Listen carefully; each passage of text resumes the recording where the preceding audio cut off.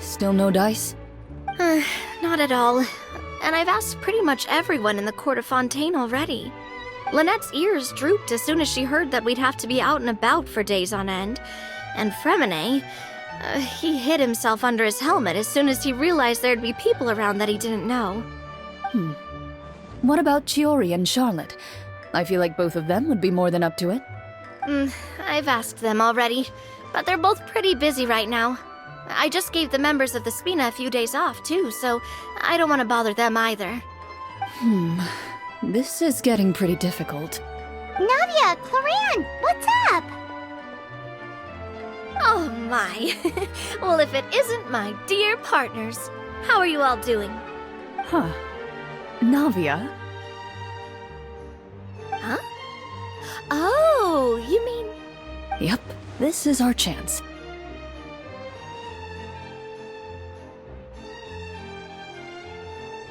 Do you need our help with something? Oh, precisely. My dear partners, we've got a huge problem right now that only you can solve. Whoa, for real? Absolutely. We've already exhausted all our other options. Traveler, Paimon, would you join us and play Marechaussee Hunter Judgment Day? Marechaussee what now? It's a new game script by the Tabletop Troupe, a local roleplay adventure club. Ever heard of the Tabletop Troupe? They put out games that allow you to participate in a story and roleplay characters with your friends. Oh, I've loved their stuff ever since I was a kid. That sounds super interesting. Clorinde and I are both veteran members of the club. Recently, someone came up with a new script and was looking for people to help playtest it for them. And when they asked, of course I couldn't refuse. I mean, come on! A brand new script? Nobody has ever played it before. Generally speaking, scripts at that level of development have a lot of issues, but I think this one is pretty solid. The author obviously put a lot of work into the story, and the world building is also quite credible. Whoa. I know I was the one that handed you the script, but some of us haven't read it yet. No spoilers, please. Anyway, the script calls for a team of 4. Ah, yes. We're missing one final player right now. So, you're saying you'll help us out? I knew I could count on you, partner.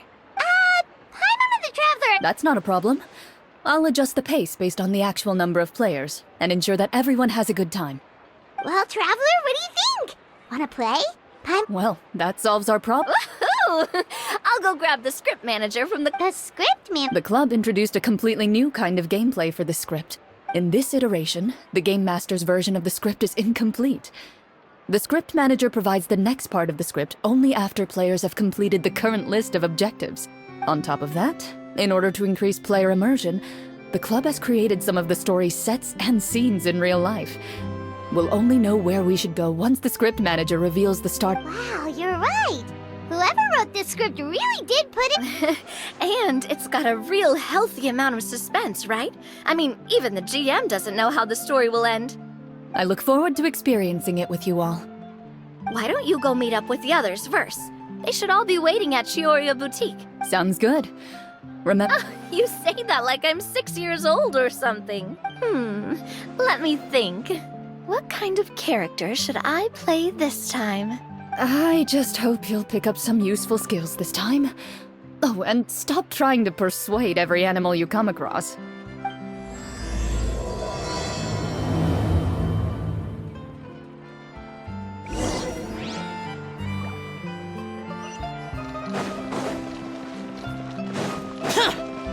Boring!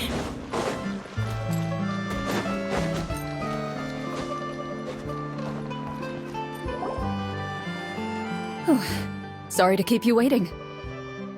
You're back! Huh? And you've got the Traveler and Paimon with you. What a pleasant surprise. Linny, Farina! Paimon didn't know you were playing too. Are you... I'm more of a casual member if anything. I haven't taken part in many formal club activities. Lynette, Fremine, and I play something similar at the Hotel Bouffe Tété sometimes, but I'm usually the GM. Still, I'm sure it'll be fun being a player for the first time. I'm looking forward to it. Well, I'm not a member of the club at all. Clorinde simply woke me up first thing this morning, said there was a good script worth experiencing, and asked if I wanted in. If you're interested, I can give you a referral. That should give you a 40% discount on membership fees. I think I'll wait to see how this experience plays out first, especially when it comes to the quality of the script. If it's sufficiently fun, then I'll join. Do you participate in a lot of tabletop troupe activities, Clorinde? You could say that. She's actually one of the few senior game masters of the troupe. Right. I knew about that even when she was still my subordinate. It's nothing. Really, just a small hobby of mine. Wow. Hyman's so used to seeing you be all upstanding and intimidating as the champion duelist. It's kind of hard to imagine you role-playing with a bunch of friends. Surely you jest. I would never intentionally make things difficult for my players. I maintain a clear boundary between my professional and personal lives. The me you see at court represents the law and order of Fontaine. I put all personal feelings to the side and grant a fair duel to all who seek to defend their honor. But in my personal life, I'm just an ordinary person. Someone who feels anger and sadness, just like everyone else. Well, you say that, but for all the time I've known you, I don't think I've ever seen you cry. I've seen you get angry, sure, but now I'm wondering whether you were actually mad or if it just looked that way from the outside. I was probably in work mode during those times. Is that so? Well, in any case, I just feel like even in your personal life, you don't get emotional very often. So you want to see me cry? That might be a little difficult. A show of anger, though, that might be something I could accomplish. No, that's not what I meant.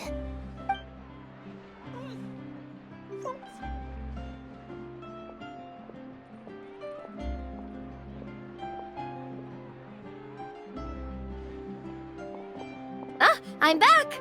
Here, allow me to introduce you to the script manager, Mr. Florian. Pleasure to meet you all. Hello. Wait, are you a champion duelist too, Mr. Florian? Oh, no. This is just the costume provided by the club. I occasionally play a few of the roles in my That sounds like a lot of work. It's nothing. It's the least we can do to give the players a more immersive experience. Anyway, allow me to give you a brief introduction of the script. This script was adapted from the real history of the Marachose Hunters. You all will play the role of hunters from a bygone era and resolve a series of events unfolding in the capital. Paimon's not super familiar with the history of the Marachose Hunters. Is that a problem? Oh, no problem at all. I can give you a brief rundown. So, basically, Marachose hunters were people who dedicated themselves to hunting monsters and protecting the city by using their story can be traced back to the ancient Remurian dynasty, as well as the first hunter, Cassiodor. But I'll leave the finer details for you to seek out and discover later. And I'll provide additional commentary as the story progresses. In that case, brave hunters, are you ready to set out on an unknown adventure? Whoa, just one sentence and it's like we're in the story already! Aha, I see many a determined gaze before me. Very well, head over to this location and begin your heroic journey. So, as we follow the story, it leads us to specific scenes? Ooh, sounds pretty innovative. What does the message in the envelope say? It's the exact location of the scene, as well as the formal permission to use the venue. Seems like they have everything prepared. Please check all your belongings, everyone, and make sure you haven't forgotten anything. Once you're ready, please follow me to the designated location. Sounds good. Hunter Squad, move out!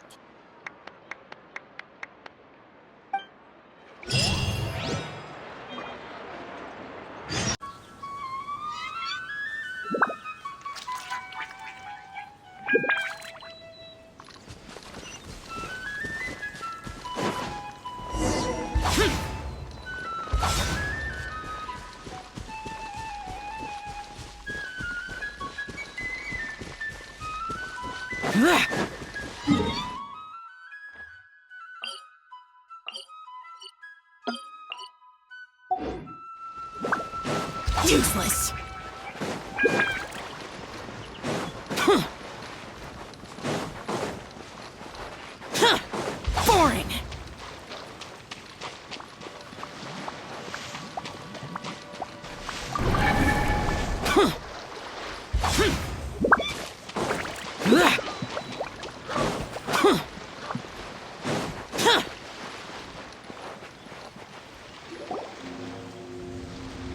Whoa, they really have thought of everything. Even the phaetometer is here and ready to go for us. The phaetometer? What's that?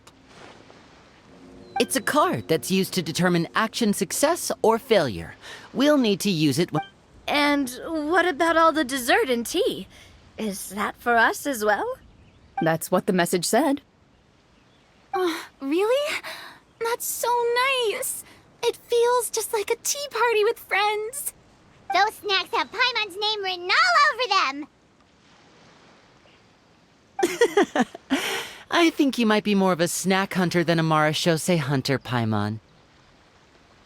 Snack Hunter Paimon reported for duty. If there are delicious snacks to be found, Paimon will track down every last one. The desserts are great. But I'm still looking forward to the story more than anything. Very fair. Then, let us begin. First, please pick up the blank character cards in front of you and write down your name and profession. You can find an abbreviated version of the rules printed on the back of your character card. If you have any questions, feel free to ask me. In this story, everyone is a Marashose hunter. To reflect this, the club has prepared a small badge for everyone. Ooh, nice.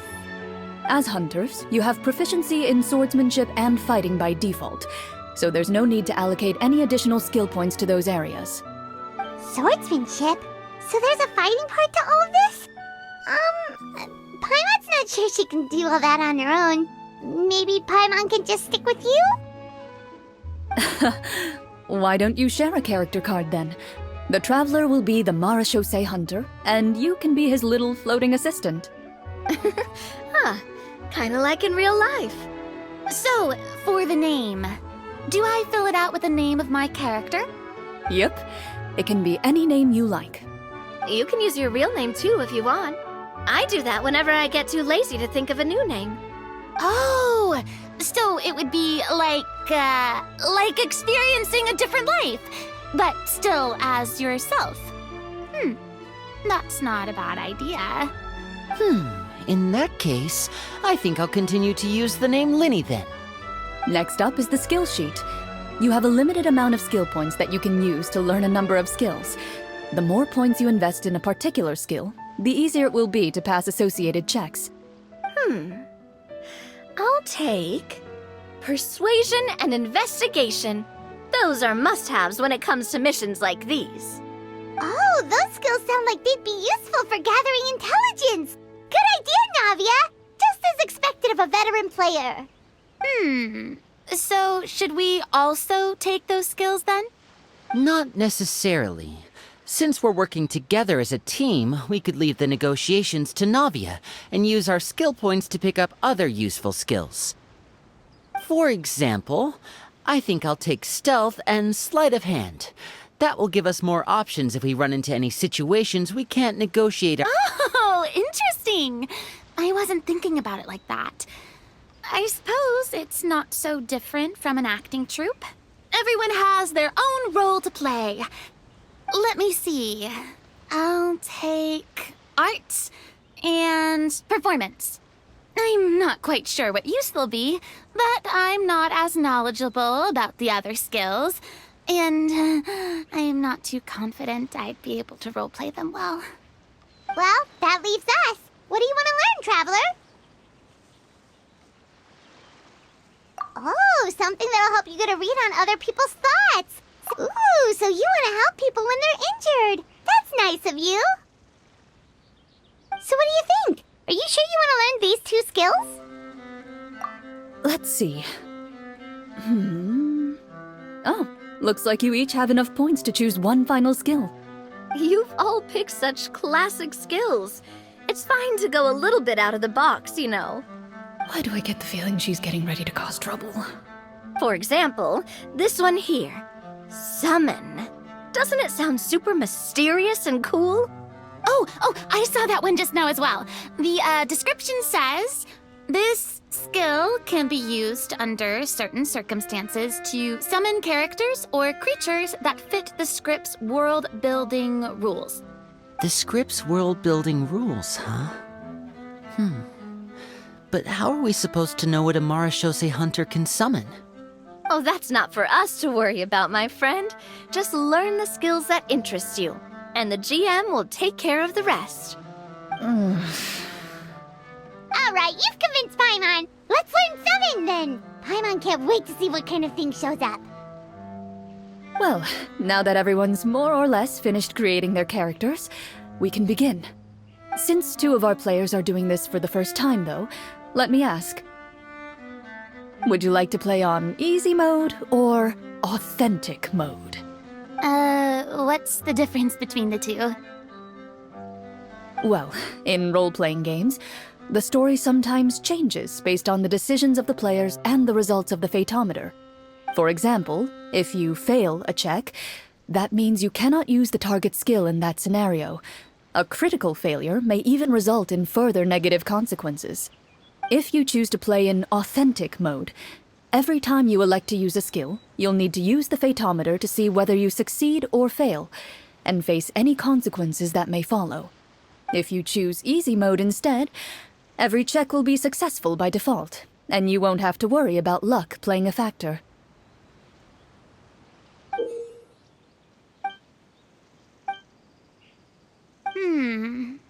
Given that I'd like to focus on the story, I suppose I should pick easy mode.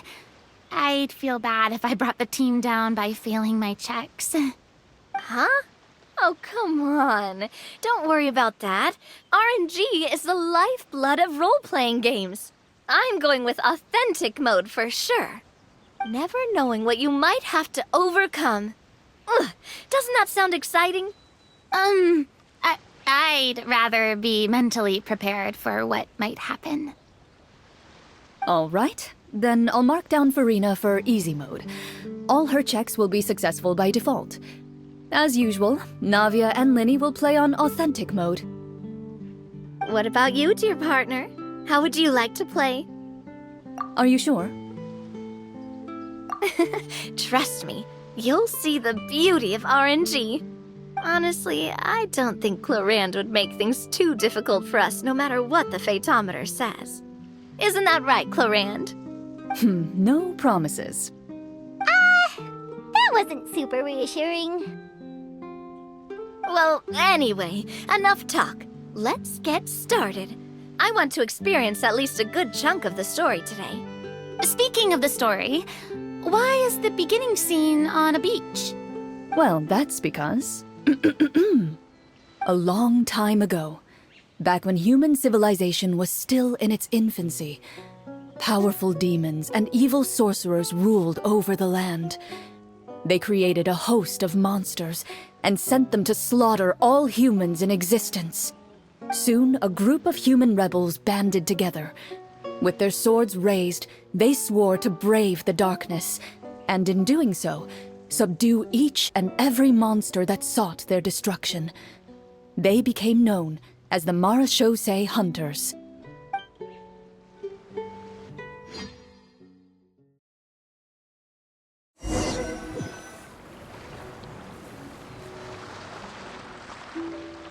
Sometime later, as a member of the Marashose Hunters, you receive a commission. Following the address provided on the message, you take a boat and arrive at this strange city. As you inhale, you can taste the slightly salty air of the docks as you begin to survey your surroundings. There aren't many people in the vicinity, but you do take note of a few others who, like you, seem to be sizing up this place. Your eyes meet, and you realize these people are fellow Marashose hunters, likely led to this location after receiving the same commission as you. You're all Marashose hunters too, right? Allow me to introduce myself. The name's Navia, monster hunter by trade and helpful neighborhood businesswoman on the side. What say you to traveling together? We can help each other out on the road. Okay, count me in.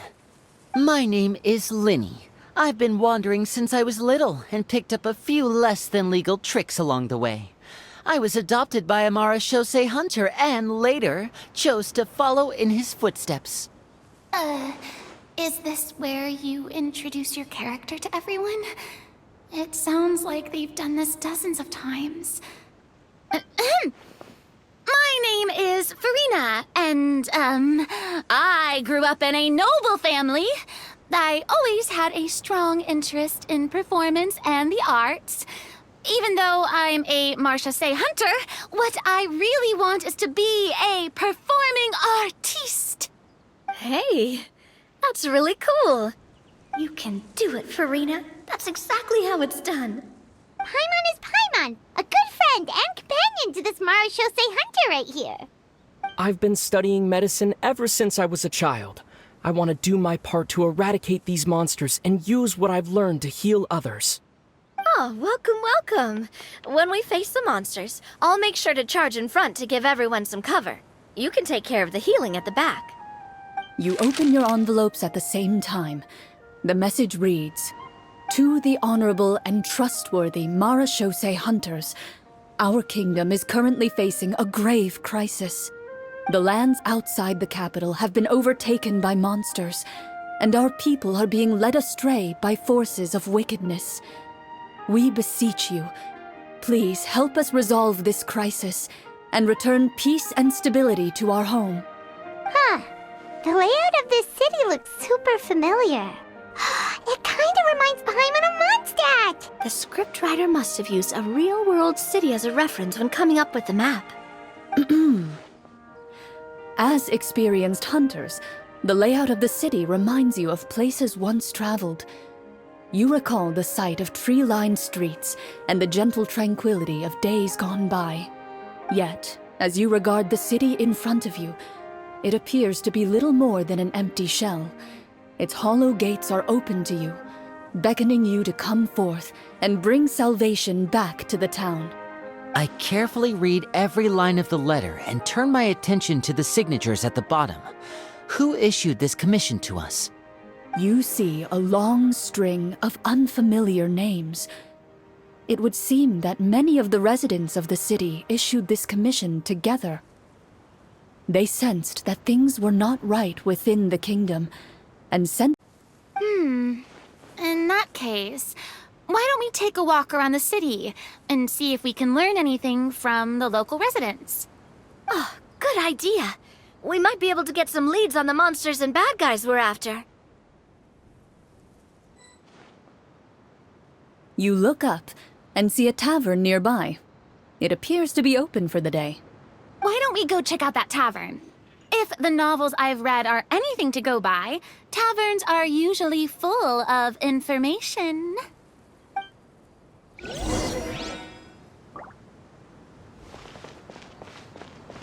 As you approach the tavern, you find a plainly dressed woman standing nearby. She appears to be rather troubled about something.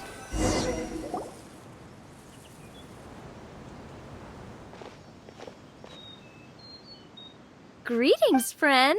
Lovely weather we're having today, don't you think? Oh, hello. I suppose you're right. The weather today is quite lovely. If only those monsters out there would stop causing trouble.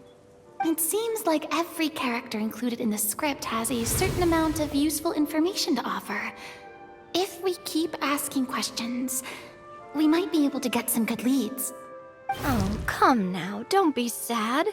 Life is all about optimism. Oh, that reminds me. What did you have for breakfast this morning? Huh? I don't think that's the kind of question we're supposed to ask. Nothing turns a frown upside down like good food. How about some macarons? I could make you some. You didn't even take cooking as one of your skill proficiencies. That's not necessary, miss. Excuse me for saying this, but you don't really look like a chef. Besides, I'm not really a fan of sweets. So you're someone who barely smiles? and doesn't like sweets. You're really starting to remind me of this one friend of mine. Hey! Did she just... me? Clorinde must have broke character for a second.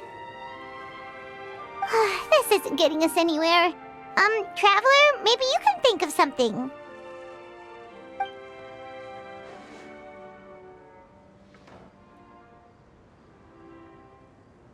The results of insight checks aren't disclosed to the players, so I'll be the one consulting the fatometer.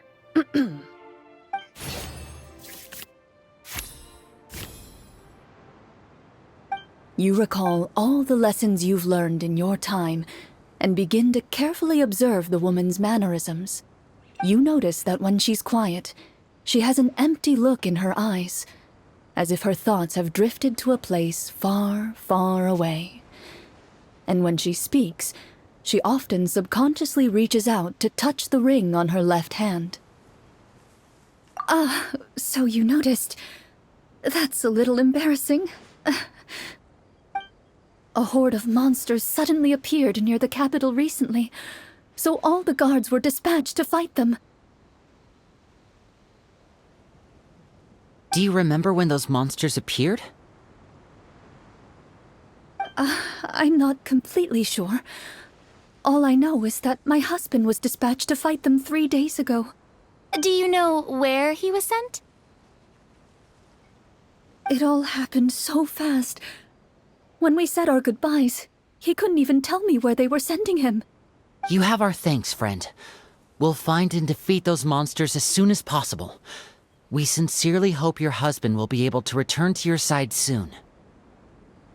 Oh, thank you. Don't worry. We'll find him. Just try to remain optimistic and wait for good news. We don't always get to choose what happens to us. But we do get to choose the little things, like what we eat and how we respond to the things life throws our way. I hope that one day, you too will recognize the power of something as small and inconsequential as a delicious dessert. I'll do my best. You bid farewell to the woman, and continue your journey further into the city.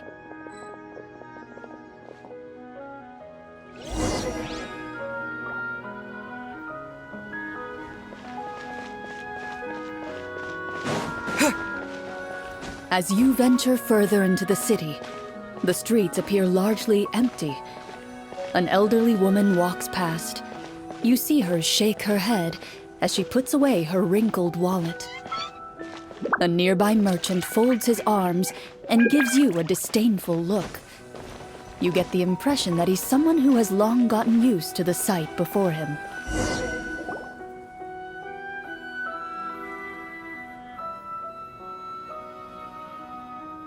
Although he doesn't seem very friendly, merchants are usually a good source of information, right? Pardon me, sir. I'd like to ask a question if I may. That depends. How much are you willing to pay? How about this much? What do you take me for? Some lowly beggar? You can't even buy half an onion with that amount. Surely an onion can't be that expensive, right? What do you know? War's nearly upon us. Everything costs several times what it did before. If you're not gonna buy anything, then scram.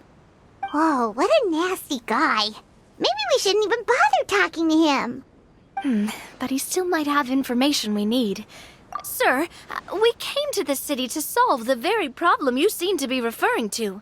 The war you mentioned, would it happen to be against the monsters outside the city? If you happen to be well informed and know a thing or two about what's going on, we'd appreciate it if you could share that information with us. After all, the sooner this problem gets resolved, the easier it will be for you to do your business.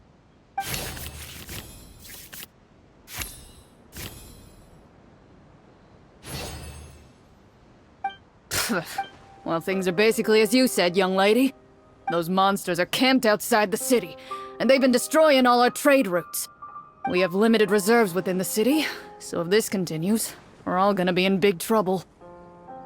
Wait, you're saying no one has put a plan in place to distribute supplies or maintain order? We could all starve and those nobles in the palace wouldn't even break a sweat. Who knows? Maybe they've been in cahoots with the monsters all along. That is concerning. All right. That's all the information you need, right? Off with you now. I've still got business to do. You know, if you smiled a little more, you'd definitely get more business. And I bet that would make your life just a little bit sweeter. I'm not saying it's guaranteed to work. It's just a tip.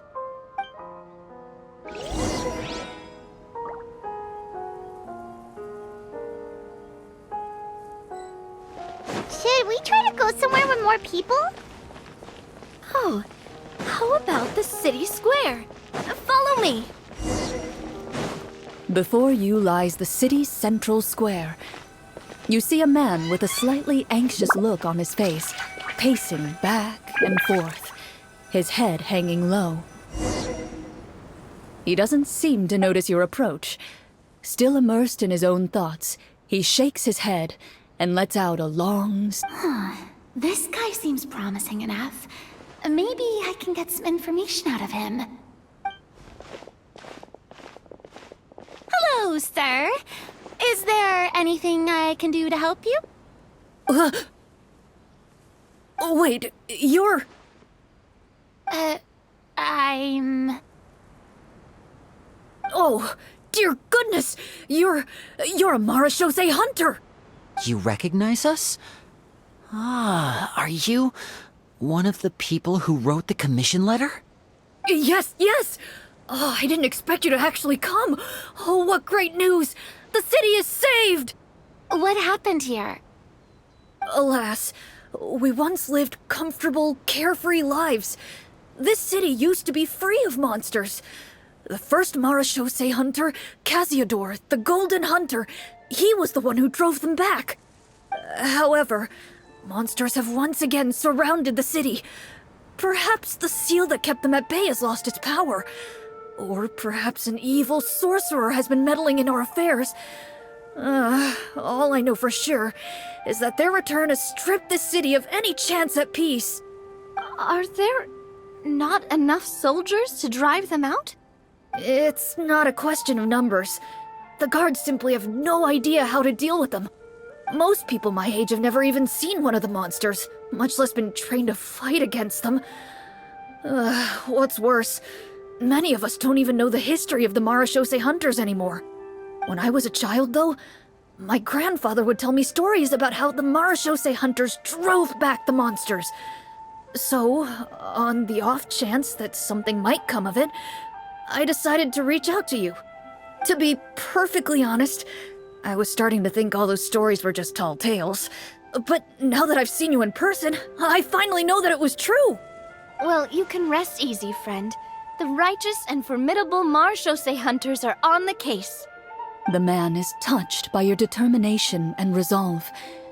His eyes begin to well with tears of relief. Still, if we are going to hunt the monsters, we need to know where to find them. Can you give us any leads? All I know is that the area outside the city is dangerous. I'm afraid I can't point you toward a specific location. Oh, although, if you leave the capital through the main gate and follow the road, you should run into a group of guards. They might know more about where to find the monsters. I see. We'll go look for them then. All right, be careful. Oh, and one last thing. The monsters outside the city are just part of the problem. There are evil sorcerers inside the city as well, so be on your guard. They're actively working with the monsters, and have corrupted the court ministers with malicious magic. They're the reason why, even inside the city, everything has been a giant mess. Even one of our kindest ministers has turned into a boorish and unreasonable figure, interested in nothing but enacting laws that exploit the people. Who knows how much longer we'll be able to go on like this. Talk about being stuck between a rock and a hard place. I feel bad for him. Maybe we should try to cheer him up? Huh? Like, now? Is this really the right time? I appreciate your kindness, but for now, it's more important to focus on the crisis at hand. Brave hunters, I leave the future of this kingdom to you.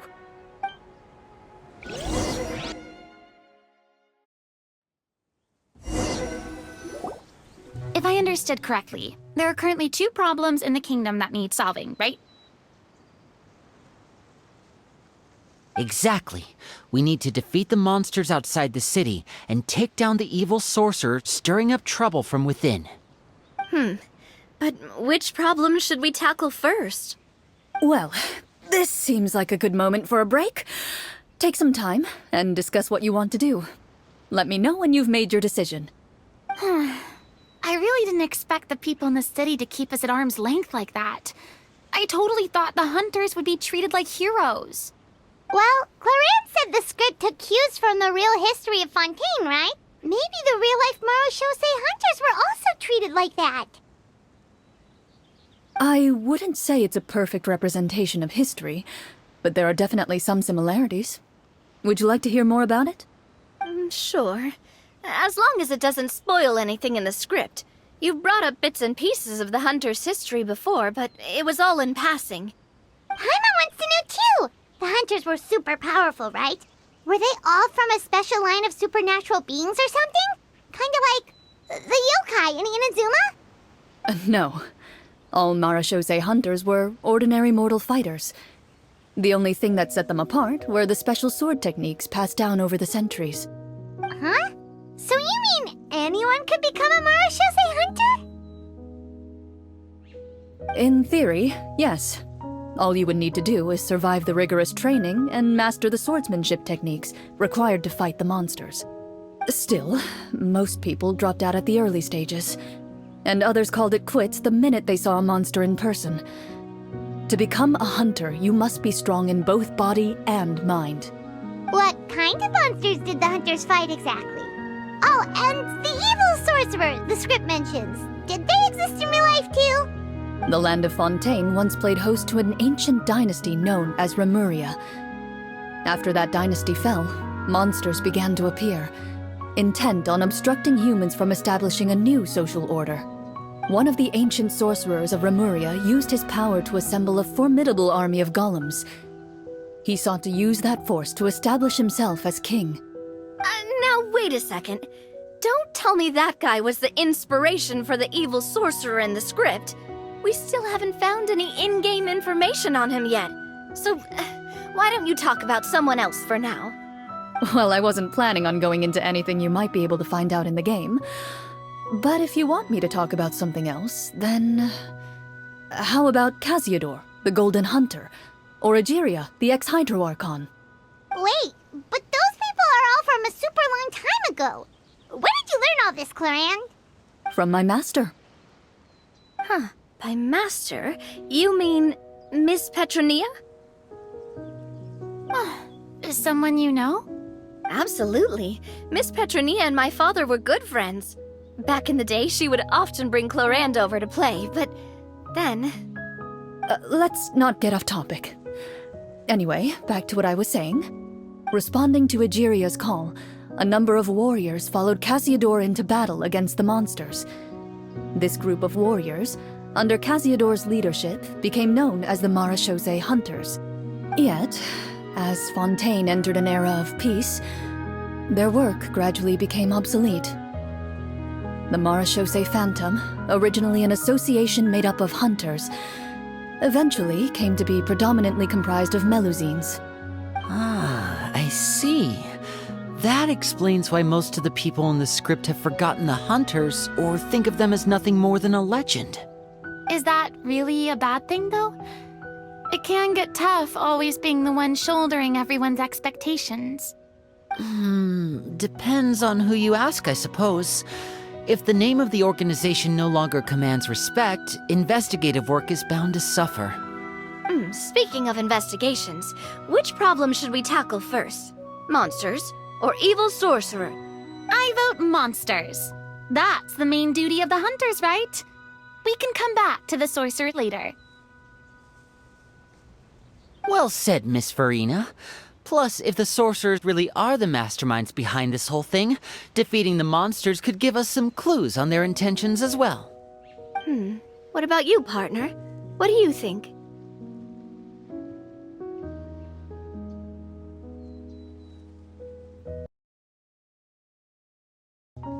It's decided then. All right. After some discussion, you decide to turn around and head out of the city.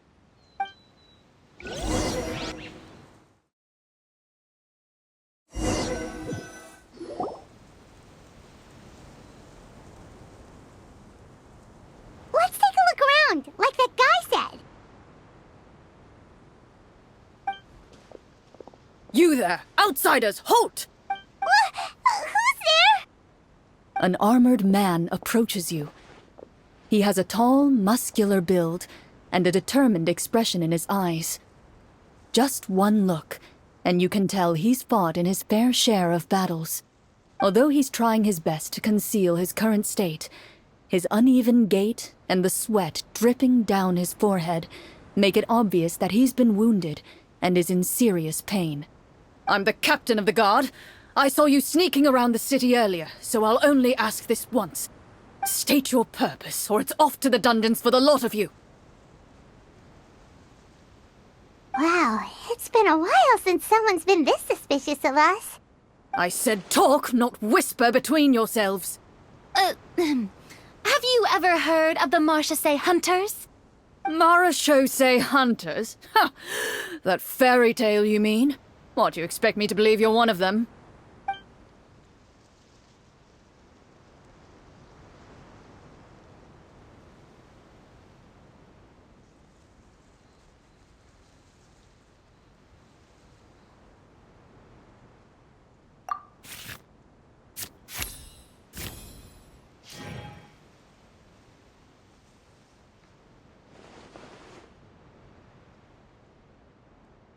With some suspicion, the captain allows you to... Unfortunately, you're unable to adequately... I'm sorry. My skill... Well, this is no ordinary wound.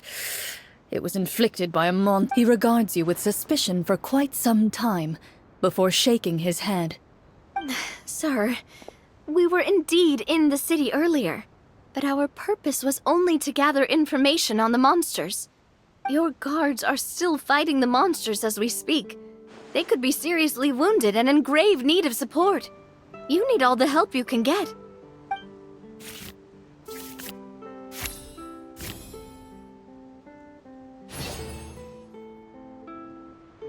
The man regards you with doubt and concern. After a period of inner struggle, he lets out a long sigh and informs you of the locations where the monsters have appeared. Some of our new recruits have never even dealt with a petty thief, and now they're out there fighting monsters. If it weren't for this cursed leg. Oh, please, sir. Don't get too worked up. You need to focus on your recovery. Just leave the monsters to us. We're Marchese Hunters, after all. Hearing you say that, a glimmer of hope flashes in his eyes. But it disappears almost as quickly as it came. Those monsters aren't easy to deal with. But if you insist on going, I won't stop you either. I just hope all the guards will be able to come back to their families alive.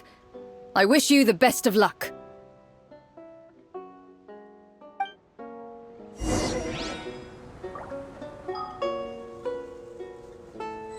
Based on what the captain said, the monster should be right up ahead. Let's go. Hopefully we're not too late. As you approach the battlefield, you see numerous people lying by the side of the road. They appear to be dressed like guards. Their faces are filled with desperation and terror. Some are screaming and cursing in vain, as if still trying to banish the monstrosities they saw from their minds. A few of the wounded look up at you in shock and disbelief. Quick, leave this place. Turn around and don't look back, they yell.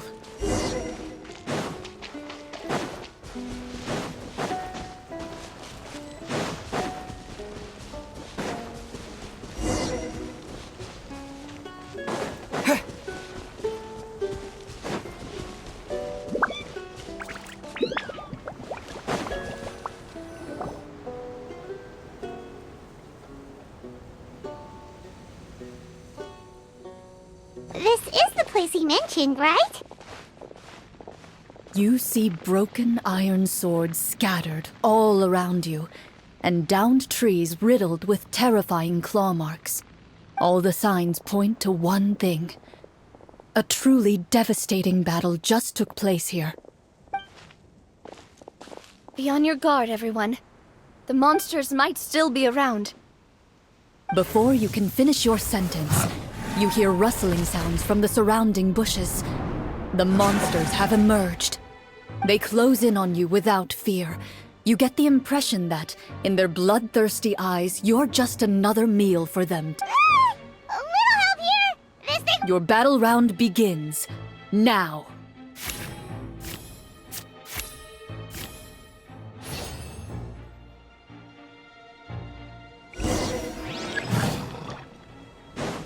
Scatter!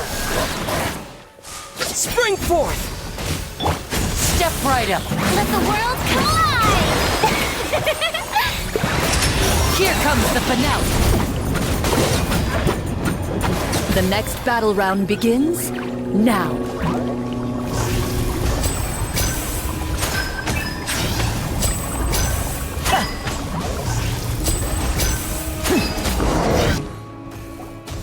The monsters let out a terrifying roar of anger and resentment before dissipating into thin air. Ugh, thank goodness it's over. We're lucky the Marashose Hunter class came with all those preset skill points. Otherwise, we would have been in some real trouble. I never knew the Fatometer even determines the amount of damage you inflict. If you get unlucky, isn't it just game over right then and there? That's part of the fun. The uncertainty of fate is what gives these games their appeal. Just as you begin to celebrate your victory, a suspicious lump on the ground catches your attention. A suspicious lump. Wait, could it be the thing that appears after every battle? I walk up to it, crouch down, and begin to carefully examine it. I've still got my right glove on, so it should be fine for me to touch it, right? As you investigate the mound, you discover that the exposed portion appears to be made of wood. It was previously obscured by the large form of the monsters. With the monsters gone, the small protrusion now awaits your discovery, poking out of the ground like a shy flower bud. Whoa, it's a treasure chest!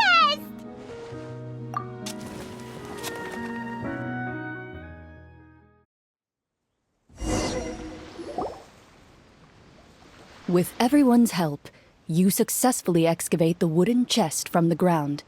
Even without opening it, you can tell from the mora and jewels scattered around the chest that it must contain quite the fortune. Makes sense. We worked hard for this. Let's open it and we can share what's inside! I can understand your excitement, Paimon, but think about it. Doesn't it seem like there are people out there who need this treasure more than us? Yeah. Think about all the people suffering in the capital.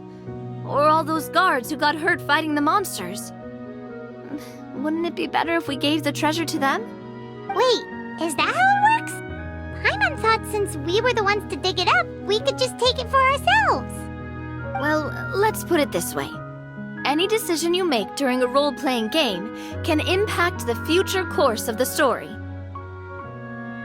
But would the people really believe us? It's hard enough for us to prove we're Marashose hunters. What if they think we procured the treasure illegally? They might get even more suspicious of us. That's definitely something we should consider. Maybe we can come up with an explanation in advance. Well, if donating it could cause that much trouble, why don't we use it to buy some gear and fill up on good food? Then Looks like you're facing a difficult choice once again. Well, it's getting late. Why don't we call— Wow! Where did the time go? I'm not sure if it's because the story is particularly enticing, but I feel like I could almost keep going. Here, here. Ooh, how about we play through the night?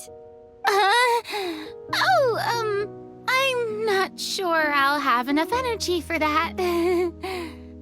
Yeah, that won't work for me either. Lynette will give me an earful if I get home too late. I understand how you feel, Navia, but we have to change venues for the next part of the story anyway. Huh? Another location? There's a special note for the GM at the end of this section that says to proceed to an indoor set for the next part of the script. Whoa, they really pulled out all the stops for this new script. Well, even if we end the game for the day, we can still stay a little longer and hear Clorinde finish her story, right? Paimon wants to hear more about the history of the Hunters. Something tells me you just want to finish the free desserts before we break for the day. That's just a coincidence, okay? Besides, to Paimon, not finishing free food feels even worse than having to buy her own. And anyway, Paimon really does want to hear more about Clorinde's master. Well...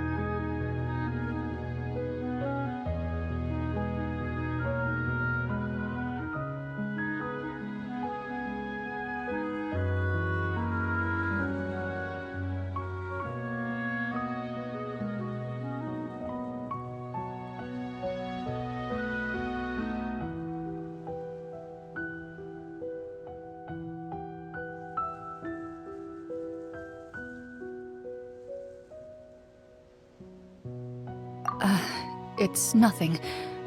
I appreciate the concern, but it's all in the past. It won't do any harm to share these things now.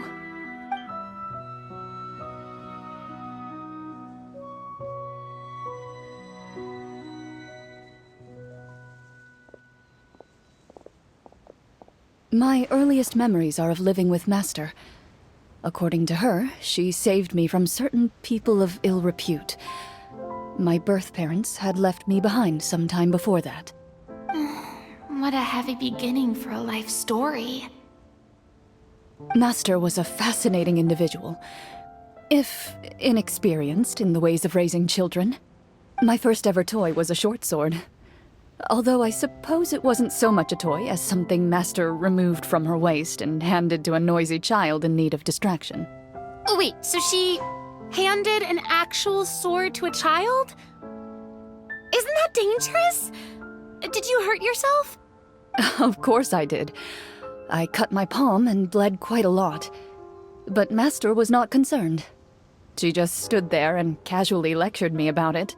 "See, that's what you get for not holding the sword properly," she told me. She then crouched down next to me and said, "Give me your hand. I'll teach you to bandage this wound. After that, it's time to learn how to truly hold a blade." Excuse me for asking this, Clorinde, but how old were you exactly when all this happened? Probably around, 3, give or take. 3? Isn't that when most kids are still struggling to hold a fork? As I said, Master was rather inexperienced in the ways of raising children. She believed trial and error was the best way to teach a child what they're capable of.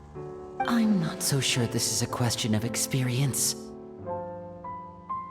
I didn't see anything wrong with her ways at the time. And anyway, children don't get to choose how they're raised. Oh, she did bring me back a pet from Liyue once. It was a Geovishap hatchling. A Geovishap hatchling? For a pet? That seems even more dangerous. What she said was this: make sure to get along, you two. If you really can't agree on something, just settle it with a fight. Whoever loses is the real pet. And how old were you when this happened? 5. Well, did she win? No, I lost. So you're saying you actually became the Geovishop's pet? Yes, but only for a week. By the end of that week, I defeated it in combat, and we've shared a cordial relationship ever since. That really doesn't sound like the kind of childhood someone should have. Later on, I gradually understood that Master most likely didn't know any other way to raise a child. She was a marechaussee hunter, but I never heard her bring up her own parents. Thanks to her, I learned how to navigate the forest by the age of 6, and could hunt monsters in the wild by myself the year after that. Even though the training she subjected me to was strict, she always made sure to take me traveling when she had the time. We met many of her friends during those days. That was also how I met Mr. Callis and his family. I still remember the first time we met. You were too scared to join our picnic and hid behind Ms. Petronia the whole time. I still hadn't really met many children my age at that time, so I didn't know how to interact with others. After that, though, you started coming over a lot. You loved challenging people to shooting competitions, remember? I don't think many members of the Spina ever beat you in one of those. I had a lot of fun during those days. I enjoyed them too. Oh, do you remember that one time we went exploring around the Spina together? We overheard Papa call your master Fontaine's Protector of Justice. We tried to pretend like we never heard anything, but you nearly let it slip that one time.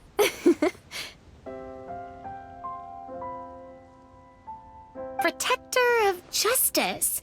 Oh, wait, you mean that vigilante hero from 20 years ago? The one who is always active at night? Yep, that would be her. She often would put on a black cloak and go out at night. I never knew where she went or what she was doing. Until, like Navia said, we overheard the truth from Mr. Callis that night. 20 years ago, huh? I still remember the guards leaving all kinds of witness reports about her on Nervalette's desk. My apologies. Oh, there's no need to apologize. You had nothing to do with it. And anyway, everything she did was for a good cause. Although, calling herself the Protector of Order was a bit much. Especially when she deliberately operated outside the law. Huh? When did the Protector of Justice become the Protector of Order? Oh, she had a bunch of code names. I heard she would just come up with a name on the spot whenever she was asked. Later on, she probably got sick of answering those questions and decided to stick to just 2. The Protector of Justice and the Protector of Order. That sounds like her, all right. I bet she forgot which of the 2 she'd use by the time she got back each night. Well, she certainly sounds like a fascinating individual. With her strong sense of justice, it's no surprise her student followed in her footsteps. It's true. I always wanted to become like her. Someone powerful, independent, and with a strong sense of conviction. But...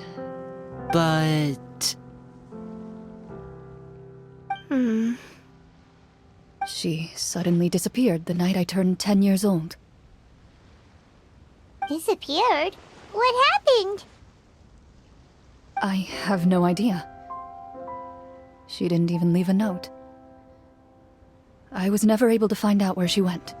That night, I was celebrating my birthday at Navia's house, but Master never came to pick me up. When I returned home on my own, it was to an empty house. When she still didn't appear after a few days, I went to Mr. Callis's house to ask about her whereabouts, but he only shook his head. Papa probably didn't know either.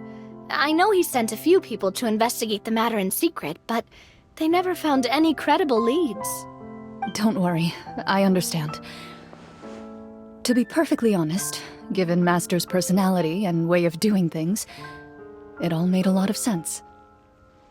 If I had to guess, I'd say she probably used it as an opportunity to force me to become independent. Just like how, when a litter of kittens reaches a certain age, the mother willingly leaves them behind. Were you upset, Clorinde?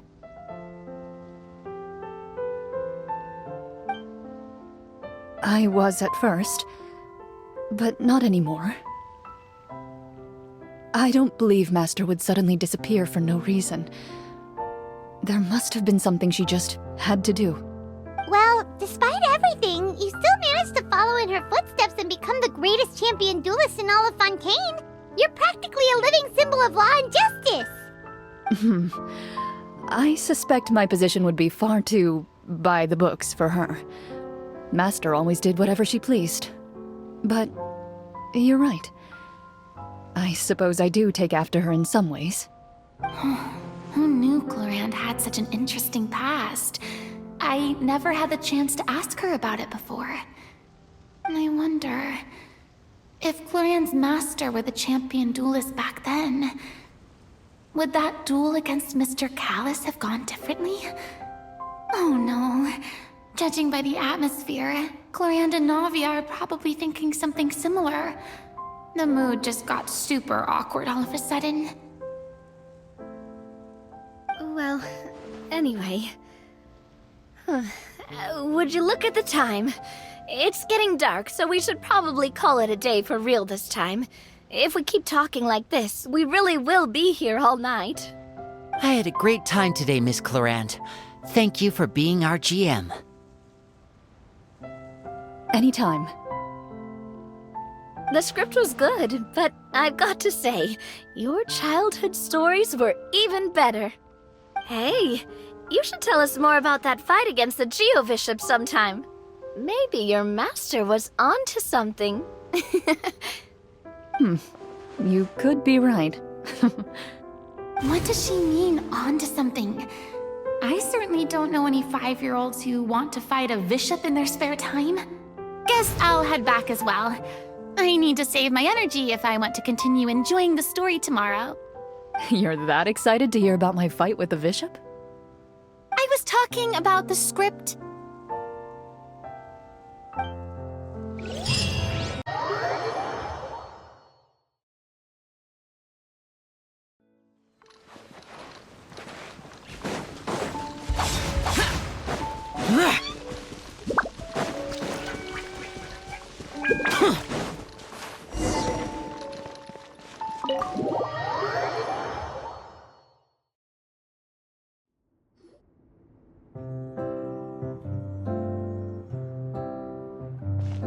Looks like everyone's here. Now, before we begin, why don't we finish where we left off yesterday? There was an important decision to be made, yes? I'll pour every- Is that really the most important part, though, Clorinde?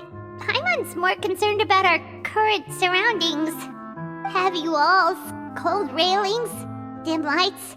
This is obviously supposed to be a prison. I admire the work put into the set. Still, it's obvious the scriptwriter has never paid a visit to the fortress of Meripede.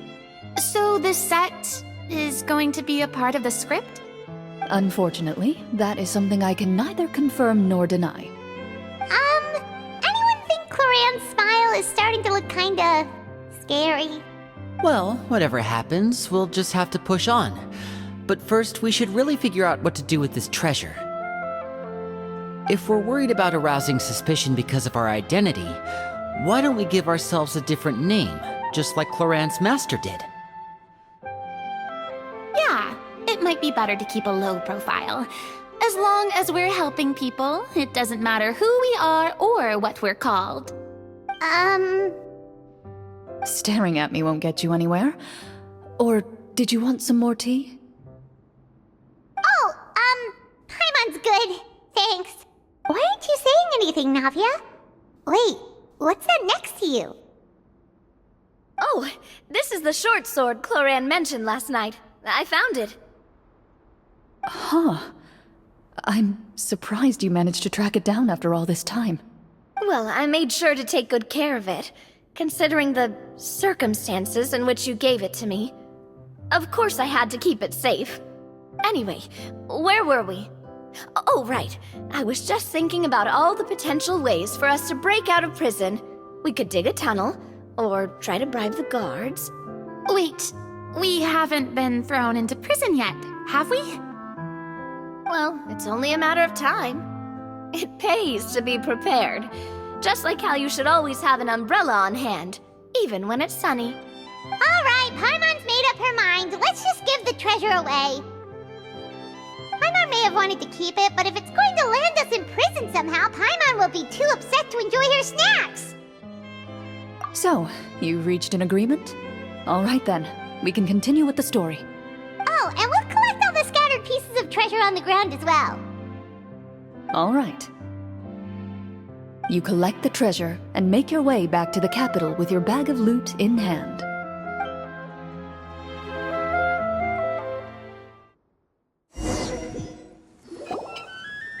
The city is still shrouded in a gloomy, oppressive atmosphere, but your spirits are surprisingly high.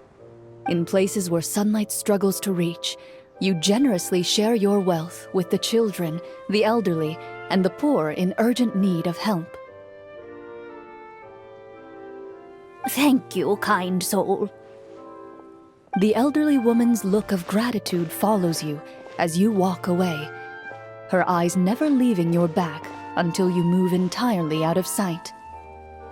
However, there's still quite a bit of Mora remaining. It appears you haven't made much progress. She's probably trying to tell us to speed this up.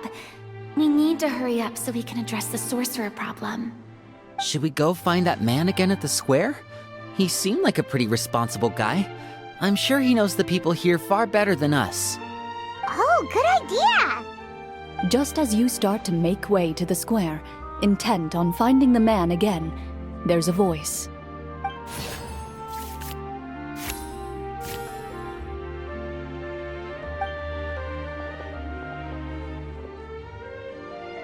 Please wait, distinguished guests. Several strange guards suddenly call out to you. They run forward to meet you and proceed to politely pay their respects. Greetings, gentlemen. Are we being invited for afternoon tea? Surely you jest, my lady. That would not be our place. It is His Excellency the King who requests to meet with you. Please come with us.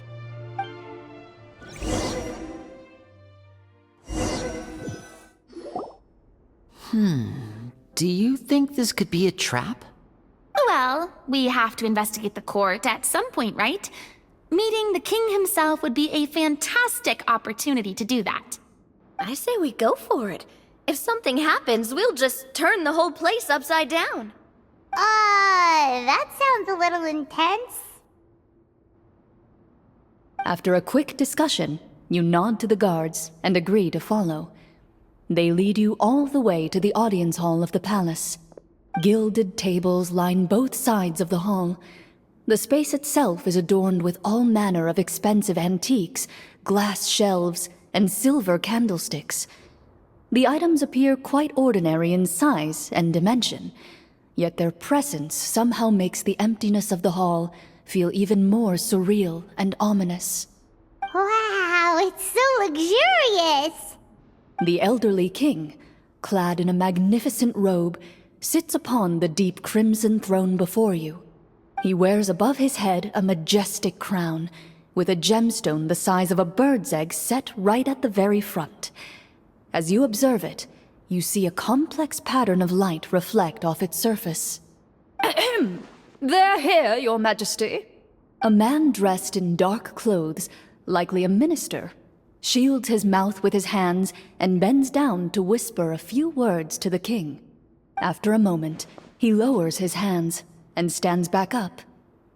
His gaze shifts to fixate on your group, but he does not move from his place at the king's side. The king does not appear entirely aware of his surroundings. The man by his side, though, we should keep a close eye on him. The king remains still and says nothing. The minister is the one who speaks. Esteemed guests, allow me to thank you for coming to our faraway kingdom. Unfortunately, His Majesty the King finds himself quite exhausted from work, So please allow me, his Prime Minister, to welcome you in his stead. I've heard tell that your group, the Marechaussee Hunters, used your exceptional ability with the sword to repel the monsters near the capital. Such a great deed deserves to be rewarded. However, seeing that I was not fortunate enough to observe such a feat with my own eyes, you'll forgive me for seeking to verify the truth by speaking to you myself. Well, we've got nothing to hide. You brought us here to talk, right? So we'll just explain what happened.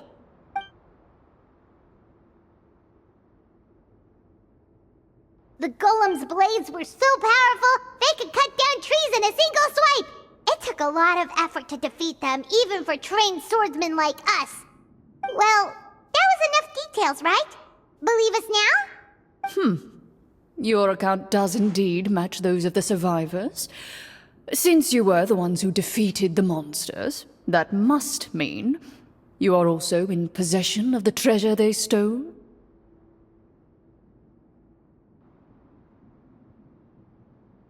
Well, we did take the treasure, but... How did he know about the treasure? Then I must ask that you return it at once. It belongs to the kingdom. Wait, but didn't you just say that our great deed deserved a reward? Shouldn't the treasure be considered a part of that? Yes, that was indeed what I said. But you seem to have forgotten a very important distinction.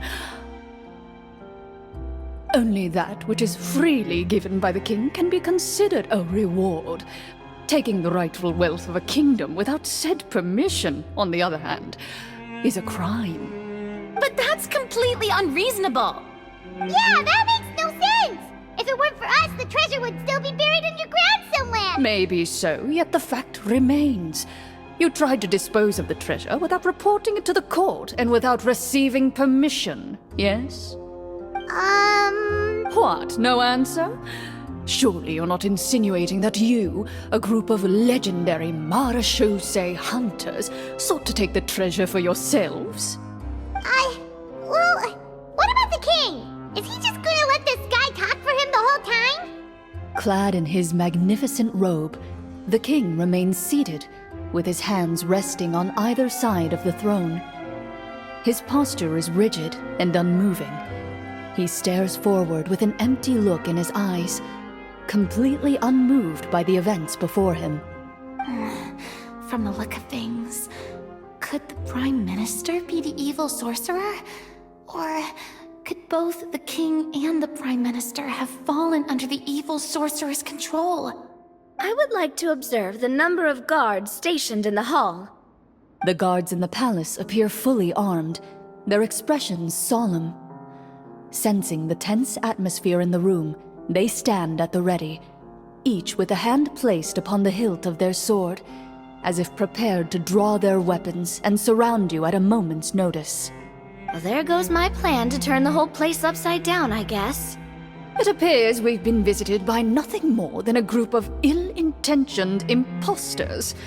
What a pity. Guards, take them away and throw them in the dungeons. Before I decide your fate, however, I must first determine whether you have any accomplices outside the court. Can't we try to slip away? Or maybe start some kind of riot? But if we try to fight the guards right now... Don't worry. At least we figured out who's behind all this. Let's just put... Aw, thanks, you guys. You allow yourself to be led away by guards surrounding you on both sides. It's only when you begin to feel drops of water falling from the dungeon ceiling and smell the stench of death and decay all around you that you finally realize you've stepped into a completely different world. Stay here, and don't try anything funny. The guards lock the cell door and leave without looking back. Wait, sir! Your voice echoes through the dark hall, but the only response you receive is the sound of water dripping from the ceiling. No! What should we do now? Carve out a new path of fate with our own two hands, of course. I draw my weapon, You reach toward your waist, but find nothing there. You now recall that your weapons were confiscated before the guards locked you in the cell. The bag of treasure along with them. What about that knife I hid in my boot? When did you hide it in there? When I was thinking about digging a tunnel. Rejected. You failed to inform the GM of this course of action. Moreover, the guards would have conducted a thorough search before throwing you in prison. And the keys to the cell aren't anywhere to be seen? Correct. You don't even feel a lock hole on the cell door. Oh, well, there goes all our plans. Indeed. Huh? Why are you the one saying indeed? Because that statement holds true for me as well. This is where the script ends. What? But that's a terrible ending! Generally speaking, this should be the point where the scriptwriter gives the players some kind of hint, or gives the GM some kind of code for how to move forward. I mean, maybe they just really wanted us to be immersed in the feeling of being in prison? Like, they'll only show us the way out once we've grown truly and utterly desperate? That is a possibility. If only there were desserts and tea in real prison. Oh, wait, guess that's kind of how the Fortress of Meripede works if you're lucky. Oh, before I forget, Navia, the short sword you had with you earlier. I took a closer look, and the craftsmanship doesn't appear to resemble anything from this era. If I remember correctly, that style was last in vogue several hundred years ago. Wait, Clorinde said that sword used to belong to her master, right? Does that mean her master has been alive that long? I doubt it. The way she went about things often made her seem childish more than anything. I'd say the sword was most likely an heirloom passed down over time. Hang on. A precious heirloom passed down to you by your master. And you gave it to me just like that? You weren't worried I might lose it? Master left many things to me when she disappeared.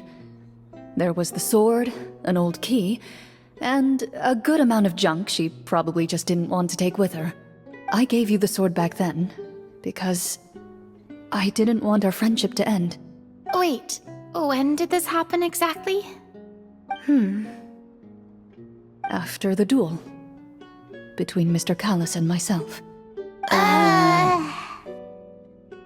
Before that, Clorinde would have meals with us and even stay over at the Spina some days. She was on great terms with Papa as well. After the duel, though, there was a period of time where we simply didn't know how to face each other. She entrusted this sword to me, and never came back. We were both sad, and conflicted, and totally overthinking everything as a result. Whenever I looked at this sword, I couldn't help but wonder if Miss Petronia had never introduced us to each other at that picnic. Maybe part of the sadness I was feeling could have been avoided. Back then, it felt like I hadn't just lost a father, but a close friend as well. No one can change the past. The most important thing is that you two found your way back to each other and can enjoy things like this together. Yep, you're right. I'm sorry, you two. I didn't mean to bring up any sad memories. Think nothing of it. No one here is at fault.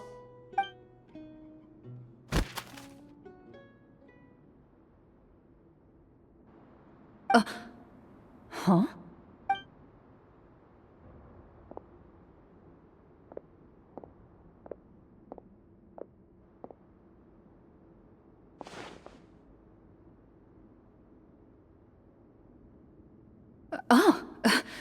Looks like the next part of our script is here. Perfect timing. The situation was really starting to get desperate. And not just because of the prison thing. From Clarenne's face, Paimon really can't tell if it's good news or bad news.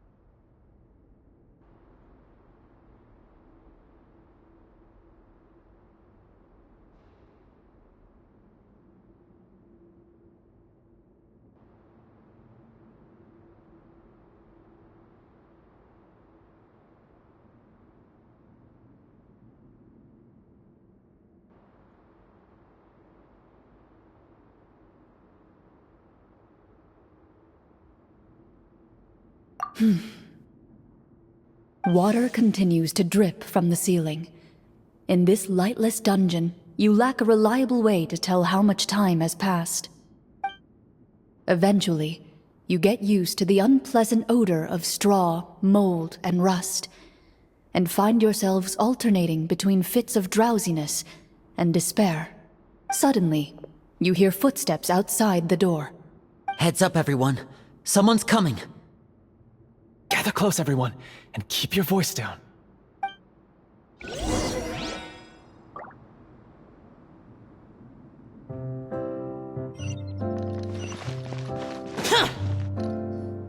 Who are you?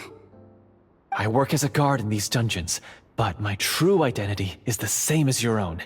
I'm also a Marashose hunter. Huh? Shh. I've already sent away the other guards, but if we make too much noise... I understand, but how can we be sure we can trust you? The king has issued a formal decree. In light of the irrefutable proof of your crime, you're to be executed before tomorrow's sunrise. If you want to escape, it has to be now. Executed? We barely did anything! Monsters appearing at the same location as the treasure. Could this entire thing have been a trap? There will be time for speculation once we're out of here. As for my identity, I have no way to prove that to you just yet. Infiltrating the capital was difficult, and finding a chance to speak with you has taken a lot out of me. I could go on, but I think we can all agree that now is not the time for details.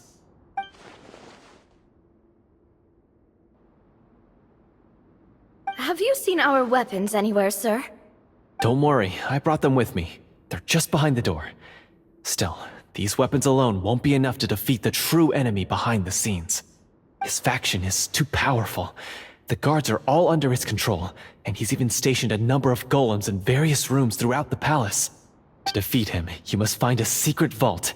It is said that within that vault, the Marashose hunters of the past left behind a treasure with the power to defeat the sorcerer. You're not coming with us?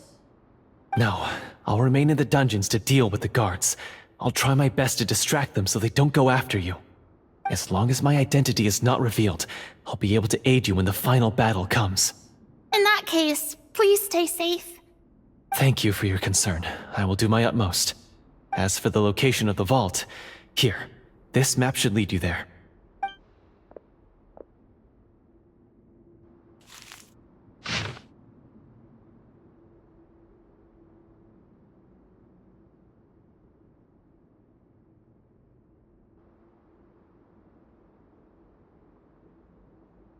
Got it.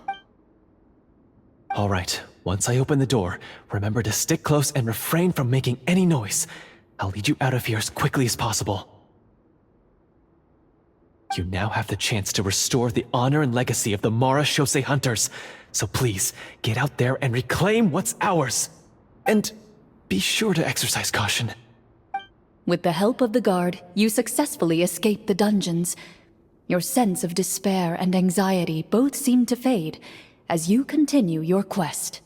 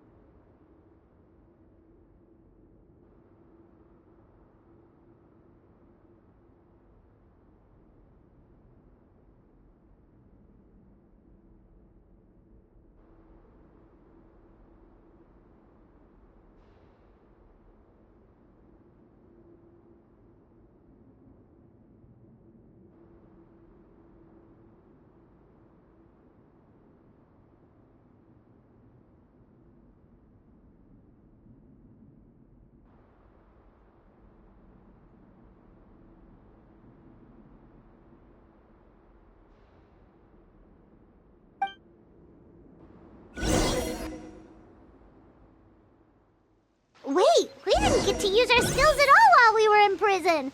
Who knows when we're gonna get the chance to use that cool summon spell? That is a pity, but we can only continue to move forward.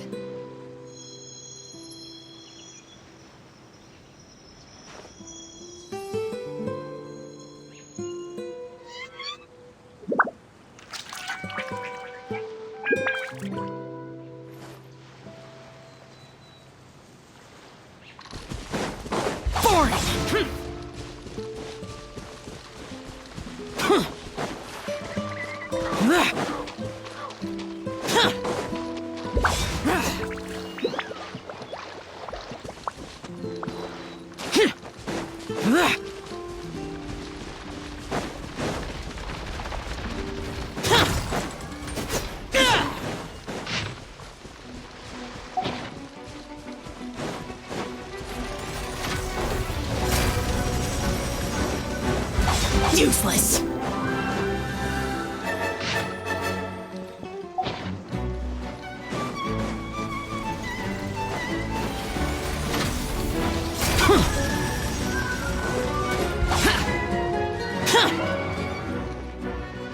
This should be the place marked on the map.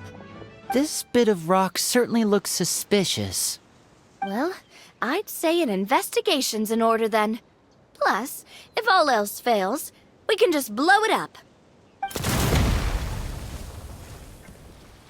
Wow, you really meant that! Before you lies a serene stretch of open water, its surface shimmering a brilliant shade of sapphire blue. Well, guess this means it's time for a swim!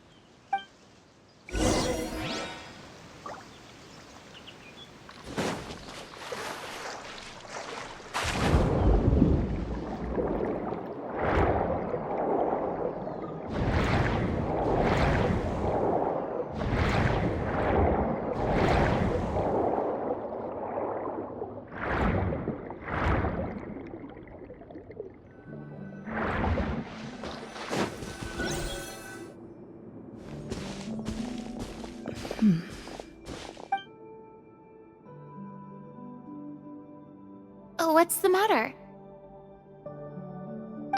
It's nothing. As you step into the cave, you find yourself in an eerily quiet space. Before you lies a narrow passageway that appears to trail off endlessly into the distance.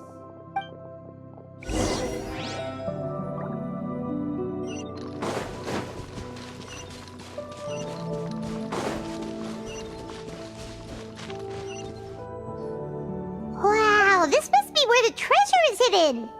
But this door is blocking our way in.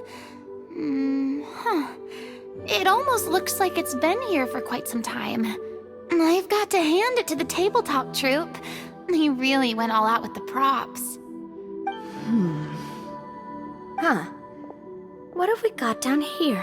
A kind of mechanism connected to the door? Ah, it looks like we might have to arrange it into a certain pattern. A pattern on a stone door. That's something Master mentioned before. Is something wrong, Clorinde? After a long, difficult journey, you finally arrive at the location indicated by your map. It appears to be an ancient site of some sort, where treasure likely awaits. Your surroundings are exceedingly quiet and serene, as if the secret that slumbers here has never once been disturbed. If you listen closely, you can almost convince yourself you can hear the sound of its calm, gentle breathing. That description makes Paimon feel kinda bad for disturbing this place. We're doing this for the sake of the people, to free them from the evil sorcerer. I say it's time for this treasure to once again see the light of day. Linny's right. We need to keep going. The future of the kingdom depends on it. The next part of the story requires us to solve the puzzle, right? Let's start exploring the area. Yes, that should be fine. Something feels off about all this. Guess I'll just have to improvise.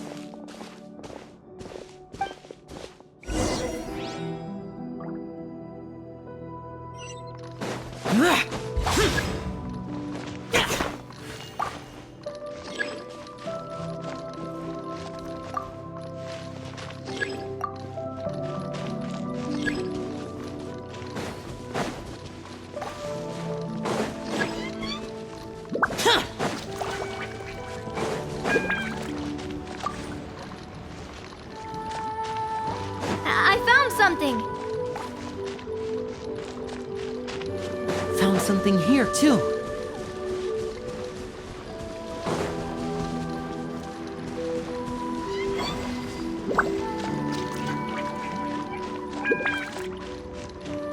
Same here.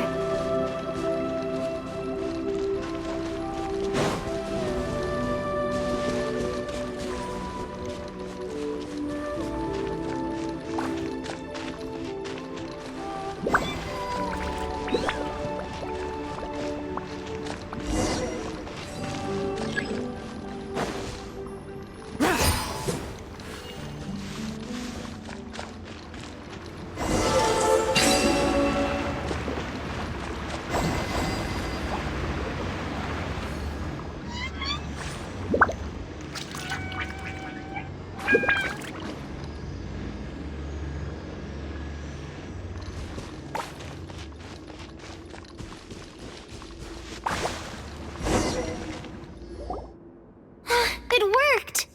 Something just appeared. Some kind of new mechanism, maybe? By solving the puzzles, you prove yourselves worthy of inheriting the secrets of the past. At the end of each puzzle, you're rewarded with With? a key. Oh, it must be the key to the big door. This is one of the Marechaussee Hunter keys that are passed down from generation to generation. It looks just like the one Master passed down to me. It is said that 4 keys in total are required to form the final, complete key. And it seems like we just collected 3 of them. Huh? You hear a few strange noises. Suddenly, all the torches in the ruin go out at once. Huh? What's going on? Did we fall into another trap? For the sake of immersion, please close your eyes, everyone. But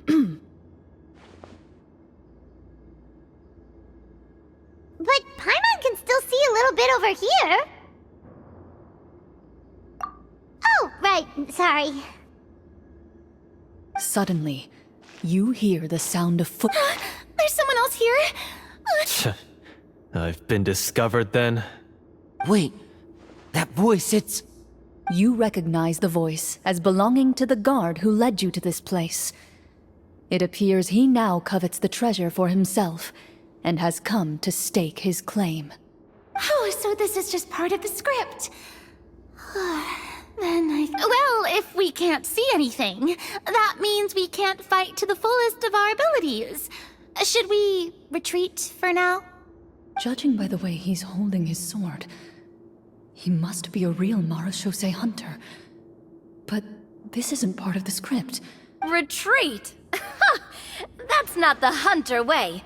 If it's dark for us, then it's dark for him. We choose to fight. Your choice is noted. Please keep your eyes closed until I tell you the torches have been relit. This battle will be in the dark. You got it. Well then, let us begin.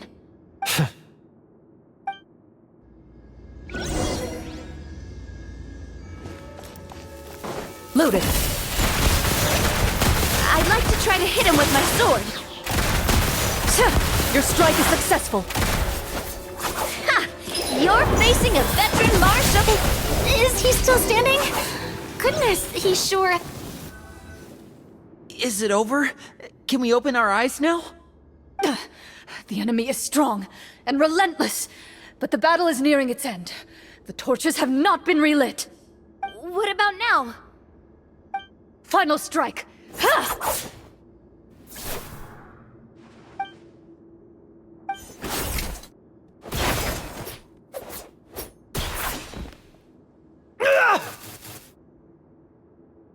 Well, did we get him?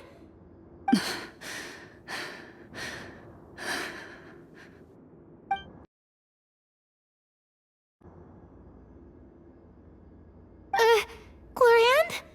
Warm fire flickers across the walls once more. Your vision is now clear.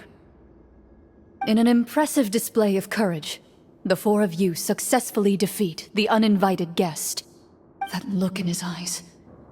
It's like he became an entirely different person as soon as I defeated him. Huh? Mr. Florian? Oh, wait. We're supposed to be role-playing. I should stay in character. Speak your name, guard. Why did you lead us here just to betray us? Is this treasure really more important to you than bringing peace to the kingdom? What kingdom? What peace? Those were nothing but lies! I, Florian, am a true Marashose hunter, descended from hunters of ages past. So he's also using his real name. Or, wait, was that the name of his character from the very beginning? Then I'm even more confused. If you truly are a Marashose hunter, shouldn't you want to help us just like you said before? Shouldn't we fight together for the sake of the people? What do you know? In this day and age, there's no glory to be had as a Marashose hunter. What's that supposed to mean? My skills were passed down to me by my father.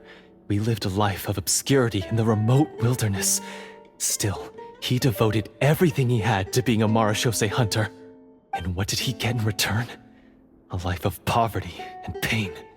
In a world that forgot all about him. When he died, not a single person came to mourn his passing. The Marashose hunters were the ones who saved this city. We're heroes. We deserved more recognition and respect than this. Is he talking about how no one in the capital seems to remember the hunters and their legacy?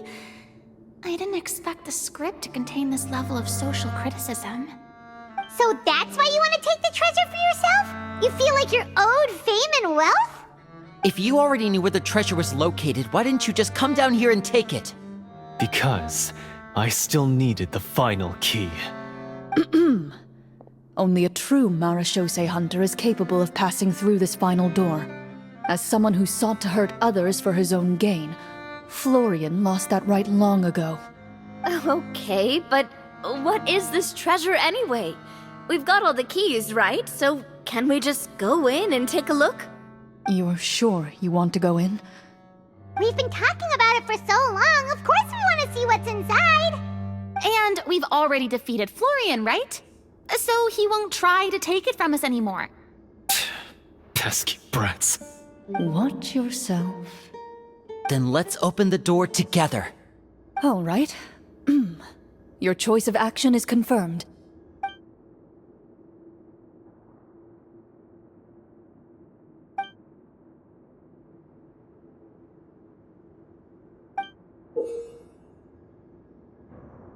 Before you, the door to the treasure, sealed and undisturbed for more than 100 years. Finally, you hear the shrill wail of the door hinge as it rotates for the first time after years of disuse. Almost like a sleeping giant letting out an extended yawn. You get the impression that the secrets buried behind this door might be just as heavy as the sound you just heard. It's open! Come on, let's go in! Paimon wants to see what's inside! Ooh, me too! Ugh, uncovering hidden treasure is the most exciting part of adventuring. What do we have here? A stone tablet? And some shabby weapons? You call this a treasure vault? Maybe the troop ran out of budget at the end? They provided a super immersive experience at the beginning only to drop the ball at the most important part? They could have at least filled this place with cardboard mora or something! Wait, I get it now. Paimon, this is the real Marashose hunter treasure. Huh? This is it? The Marashose hunter treasure is just a stone slab and some broken swords? I can't believe it. I refuse to believe it!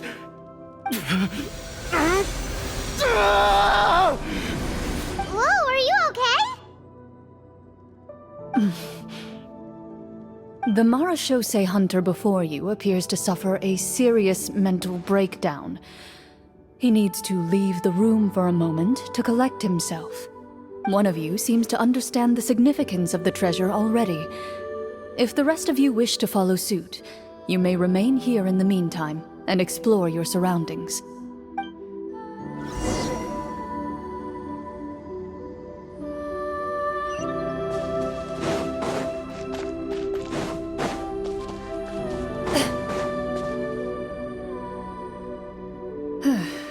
So, how are you doing? What just happened? Do you remember how you got here? Or what happened to your body just now? I remember now. I brought you here because I wanted to... The explosives in the cave!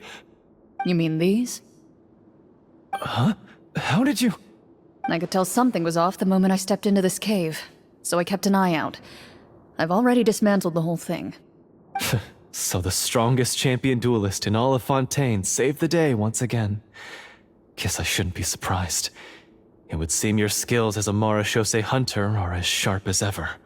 I deserve some answers, don't you think? Tell me why you wanted to lure me here. Everything you said earlier sounded like the truth. Luckily, your monologue was dramatic enough to convince my friends you were just role-playing. I don't know. I just always felt like there was something in my heart that didn't belong to me. Something agitated and angry. Who knows? Maybe it was my own anger all along. I could never really tell. The feelings about my father and the other Marechaussee hunters are real. It just wasn't fair. I was angry, bitter that no one remembered them or praised their accomplishments. I don't know when it started, but at some point, my anger came to completely consume me. At that point, I remembered the legend my father used to tell me. The one about the treasure. But if the treasure was all you cared about, why plant all those explosives? Wouldn't they just destroy the treasure and bury you along with it? I can't remember. My head is a mess. It felt like there was this voice telling me to eliminate the hunters, but now it's gone. From your description, I suspect you were dealing with a Devorator. Devorator? Oh, your master, your father, I mean, never talked about it? It was a kind of monster that was active several centuries ago. No, I've heard of it. I'm just not sure why you suddenly... Wait, it can't be. The seal!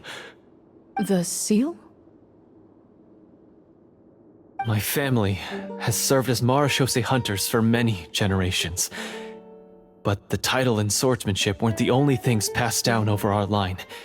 There was a seal as well. My father instructed me to always watch over that seal and maintain it regularly. He said it had been passed down over a truly ancient age, and protecting it was our clan's most important duty. But I neglected that duty after he died. I finally decided to come down and check on it one day, and that's where my memories become fuzzy.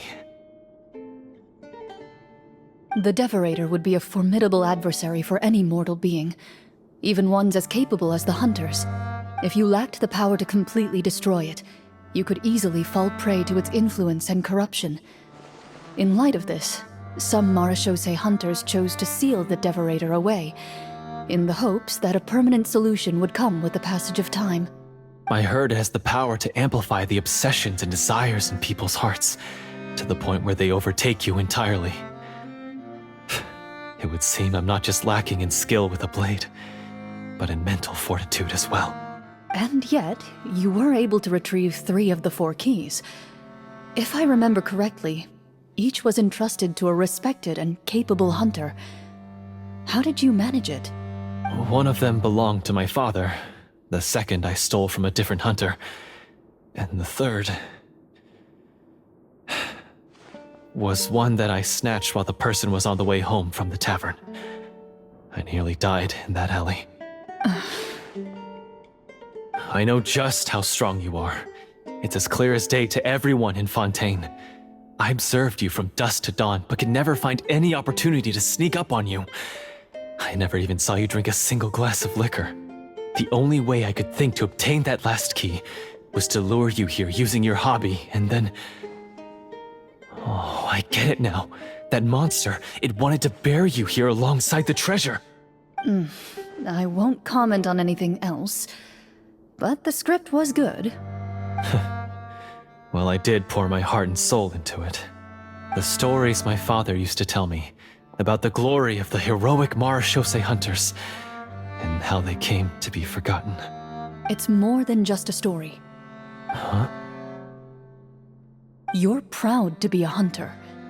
You're still holding onto that part of yourself, no matter how small. I have done so many despicable things. I have nothing to be proud of. Then explain the purpose of the evil sorcerer in your story. Huh? Isn't he the true antagonist? The one who sought nothing but his own gain, and used the people as pawns to attain it? In your heart of hearts, he was the one you truly wanted to defeat. But I've already tainted my sword. I no longer have any right to... Wake up, Florian. Remember how you introduced yourself earlier. Do you really think the hunters acted out of a desire for honor and glory? Or to be loved and acknowledged by the people? What did your father teach you about our order? You do not wield your sword for yourself, but to protect those you serve. There's nothing special about a blade. It's the intentions of the wielder that matter above all else. Do you still not understand? Even after seeing the treasure for yourself? The contents of that room, they represent the true legacy the hunters left behind. You're right. I am a Marashose hunter. It's time for me to redeem, no, to finally serve the people I vowed to protect all along. I wouldn't be so quick to push aside the need for redemption. I know. That's a charge I won't bother to defend myself against. Good. Then, come with me, and help me see the script through to the end. Huh? See the script through to the end? But there's no more script left. Never finished it, huh? No, I mean, I wrote the script with the sole purpose of luring you all here. There was no reason to write beyond this point. Then we'll just have to keep writing it. The evil sorcerer still needs to be defeated. You mean the Devorator? Are you saying I have to make up the rest of the script as we go along? Is that really so hard? You've already written most of it. Surely you can write an ending where the hunters win and justice prevails. I'll be there to help you too. You aren't afraid your party will fall into danger? I know what my friends are capable of, and they're all quite skilled. Besides, I need their help. Then, are you going to tell them the truth about all this? I don't intend to spoil the fun. Sometimes, protecting dreams and fantasies is more important than exposing the truth. Don't you think?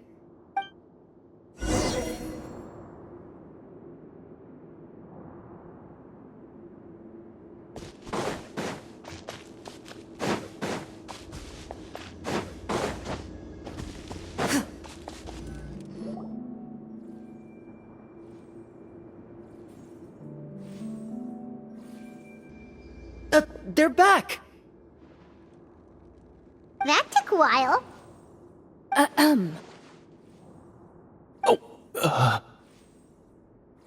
Ahem! My fellow Marashose hunters, please forgive me, for I have sinned. Tone it down. Sorry. After crossing swords with you and witnessing your courage in battle, I've rediscovered my true self and regained my pride as a Marashose hunter. Oh, do I smell a redemption arc? I confess, I was brainwashed by the evil sorcerer. He asked me to lure you here so he could bury you in this cave. That little... Wait, you're saying all of that wasn't you, but the evil sorcerer? That's right. He's adept at manipulating the hearts and minds of the people. I fell under his influence because I did not possess a strong enough sense of will. Huh. And how are you going to prove that you're a changed man? We're not going to fall for the same trap twice. To be perfectly honest, I only came to my senses after seeing the treasure. It reminded me of my father's past teachings. The treasure was actually The names of all the Marashose hunters from ages past and their weapons? Wait, you already know? Of course. Don't underestimate a veteran role-player's exploration skills. Oh, wait, I mean, Marashose hunt- We just finished reading through the content of the stone tablet. That tablet recorded the lives of some fascinating people. For example, this Marashose hunter called Est. She inherited the responsibilities of the Golden Hunter and passed judgment on many people. But in private, she had a very easygoing personality. Her favorite pastime was singing and dancing with her friends, and she was said to have a beautiful voice. So, she was just like you. Oh, Well, when you put it that way, I suppose I also have a few. Working as an executioner, he supposedly used a countless number of tricks to confound his enemies in battle. Oh, if only I could have seen the feats of magic he pulled off back then. Their lives were all so exciting. You could write so many cool books about their accomplishments. How could they have all been forgotten? Because they chose to be. To hunt monsters that only appear in the shadows, you must also operate in the dark. To be a Marashose hunter is to willingly give up on wealth and fame. Then this stone tablet must have been left behind by their companions. That's right. Few Marashose hunters ever revealed their identity to the public. They always protected the city from the shadows. The only time they spoke of their accomplishments would be at night, when they gathered with their fellow hunters in front of the bonfire to share stories of the monsters slain by their hand. so this tablet was created not so that the hunters would be remembered by the people, but so that they would be remembered by each other. No wonder this place was so well hidden. You regard the stone tablet in solemn silence. The names of your comrades etched onto its surface serve as a reminder that you are never truly alone. The tablet proves that, although a hunter walks a shrouded path, it is not a solitary one. There will always be those who walk beside you, a fact that remains as true today as in ages long past. Their legacies shall continue to be passed down from generation to generation, as everlasting as the stone onto which their names are carved. Father, you once told me that I should seek out the treasure if I ever became lost. So this is what you wanted me to find.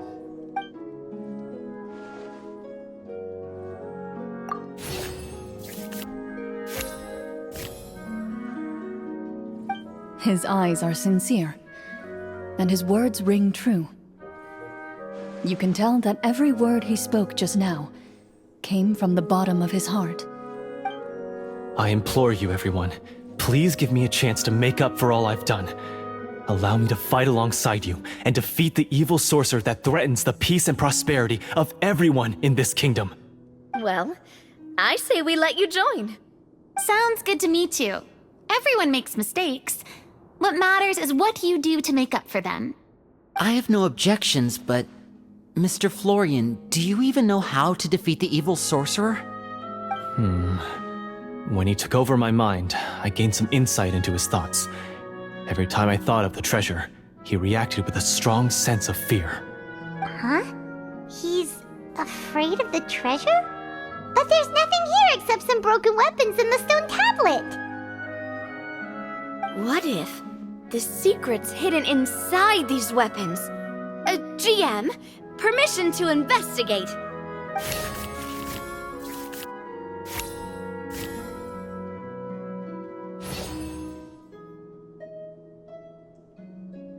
At first glance, the weapons appear absolutely ordinary. But as you observe them, you notice a faint energy emanating from within. These blades have slain countless monsters. Though it's been a long time since they were used in battle, their edges remain sharp, as if they're simply waiting for the next worthy hunter to carry on their legacy. So basically, take these with us, right? I'll take this weapon, since it used to belong to Est. Maybe it'll find comfort in being held by someone who appreciates the arts. Ah, good idea. I'll take Mr. Walter's bow then. From one archer magician to another. Paimon's gonna pick a cool weapon too!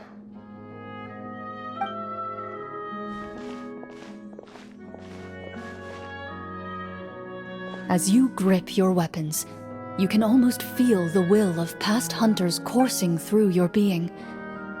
It's a feeling of courage, determination, a silent vow passed down from generation to generation that says, eradicate the monsters, no matter the cost.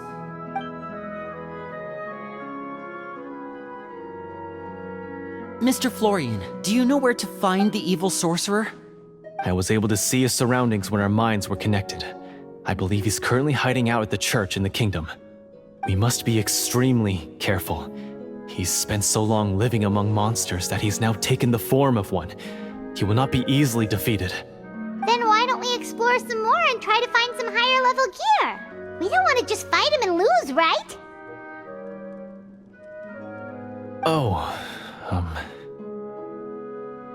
No, we have to strike now.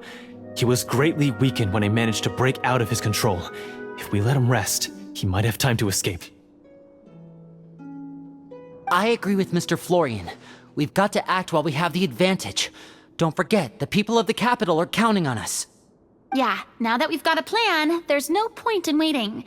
The longer this drags on, the worse it will be for everybody. Yes, that's what's called... Yes, that's exactly right. Alright, you've persuaded Paimon. Mr. Florian, please, lead the way. Of course. Follow me.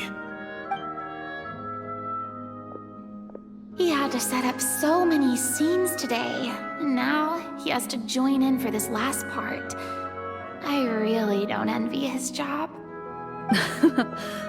Finally, you decide to slay the evil sorcerer and bring peace back to the kingdom once and for all. As you walk away, you feel the gaze of the stone tablet at your back, as if all the hunters of the past are wishing you success in the battle ahead and awaiting your triumphant return.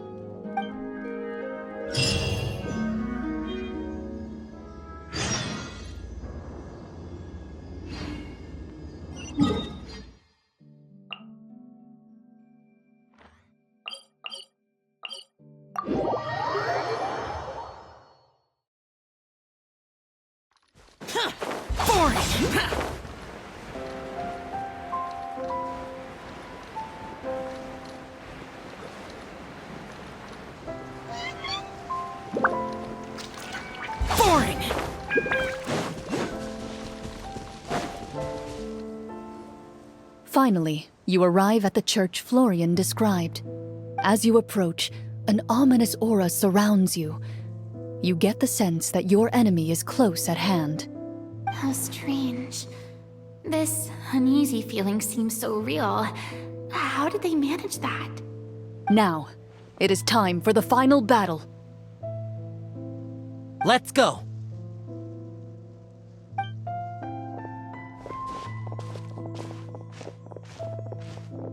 Florian, wait. What's wrong?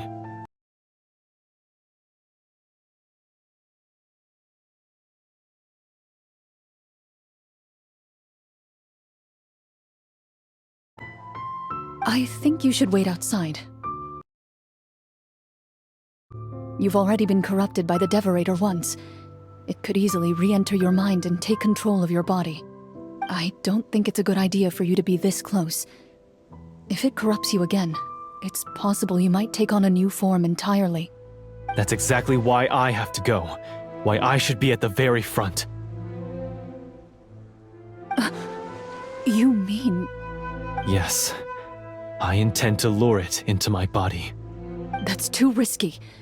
If things get out of hand, I might have to kill you. Do you understand how dangerous this is? I understand, but if I do this, you'll have a clear and visible target. The Devorator will have a hard time passing up a chance to enter a body it knows how to control. You won't have to worry about any of your friends being taken over. You're not like me, Miss Clorinde. You're a just and powerful Marechaussee hunter. The monster broke free due to my error. It's only right that I shoulder the responsibility for its destruction. This is something that I have to do. Consider it a duel to restore my honor. My only request is that you give it your all.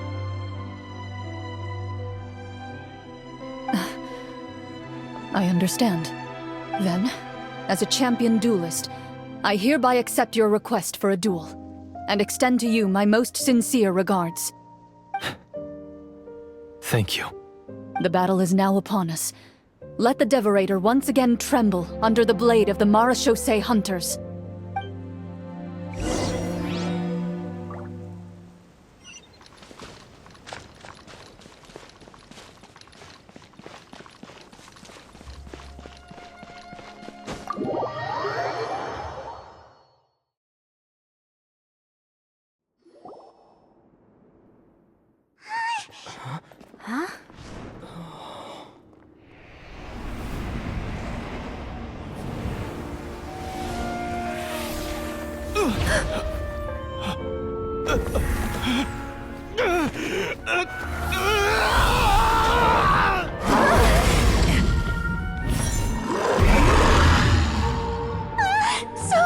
So lifelike!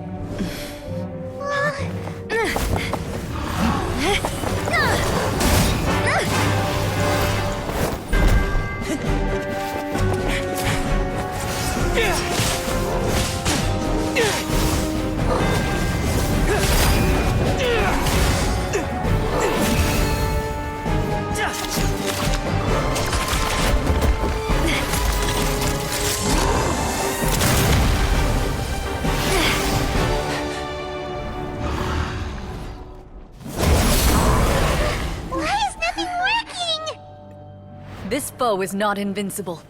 You hold the treasure, the power to defeat it, in your own 2 hands. The treasure? You mean...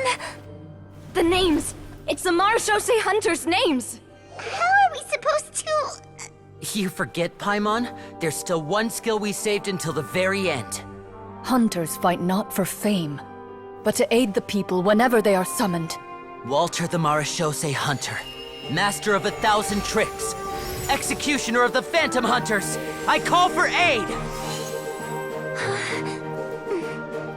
Est, the Marechaussee Hunter, inheritor of Cassiodor's will, judge of the Shadow Hunters. Answer my call!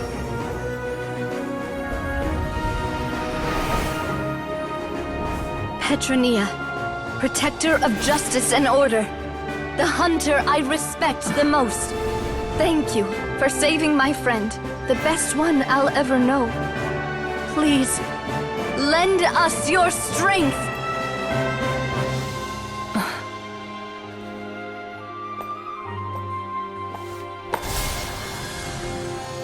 We have come to answer your summons.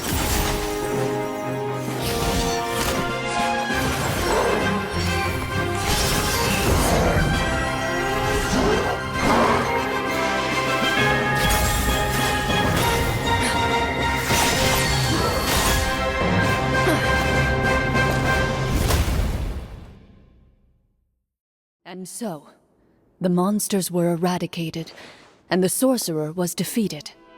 Peace soon returned to the capital. Those in the court, manipulated by the sorcerer, also recognized the errors of their ways. Some remembered the names of the heroes who saved their kingdom, but others simply continued their lives none the wiser. Such is the story of the Marechaussee Hunters.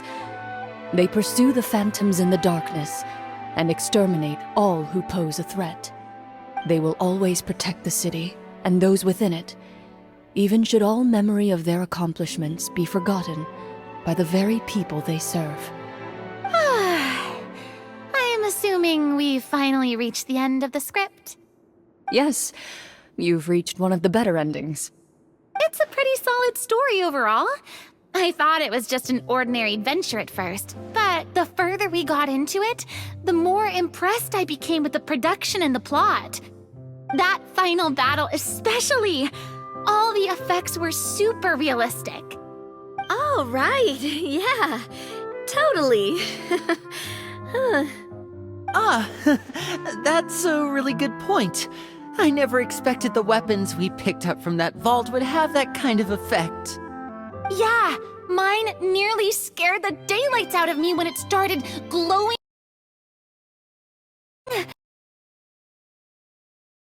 I took a good look at it after we got out, but I don't think it ever lit up again. Oh, we should probably give these props back, right? I'll just leave mine here. Did you have a good time? Of course! Let me know if another script like this comes around. Sure, no problem. Then I'll head back for now. I think I need some time to fully digest everything that just happened. Once Mr. Florian is awake, please pass on my regards to him. He must be extremely exhausted to have passed out cold like that. You're right. He's had a lot to deal with. Well, see you all some other time. Toodaloo!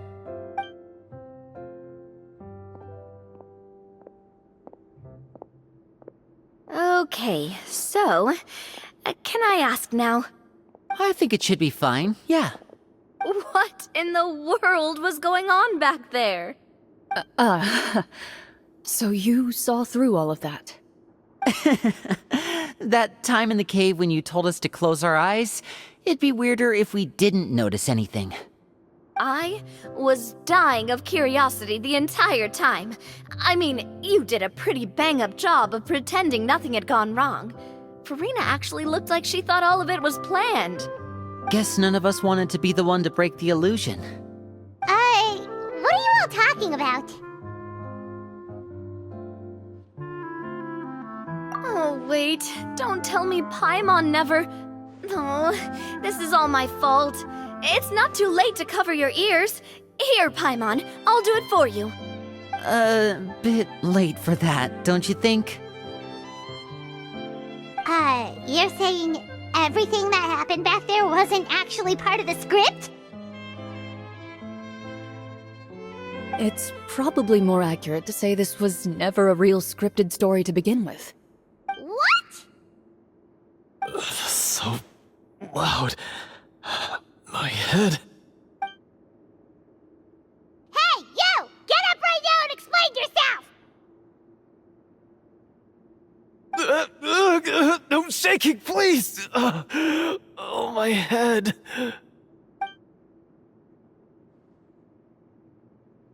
Did Paimon just hear that right? You guys made up that whole last part on the spot? It's not nice to lie to people, but Paimon's gotta admit, that was a really good story, Florian. Oh, and nice improvisation, Clorinde! Yeah, it was like watching a magician improvise a spectacular magic trick after forgetting an important prop. If Paimon knew something was wrong with that vault, she would have floated straight in the opposite direction! Everything was under control. As if you've ever described a situation as being out of control. I'm pretty sure any situation you consider to be easy to handle would scare a reasonable person half to death. Guess I'm just used to it. You must run into a lot of unexpected situations then. That explains why you're so good at coming up with things on the spot.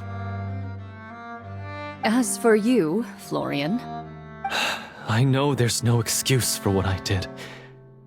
I'll turn myself into the guards at once, confess my crimes, and accept any punishment that comes my way.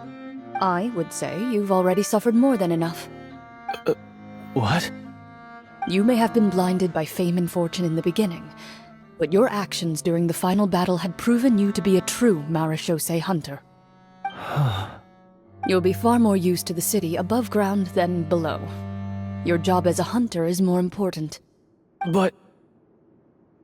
Of course, you'll still need to take the keys and pay a personal visit to the 2 hunters you wronged. Prepare to accept any terms they give you as well. Yes, of course. As far as I'm concerned, though, your showing in the duel was enough to prove your honor. Then I'll do exactly as you said. Thank you so much, everyone. I'll do my best to prove myself worthy of the second chance you've given me. I swear this on my name and honor as a Marashose hunter. Until we meet again, everyone.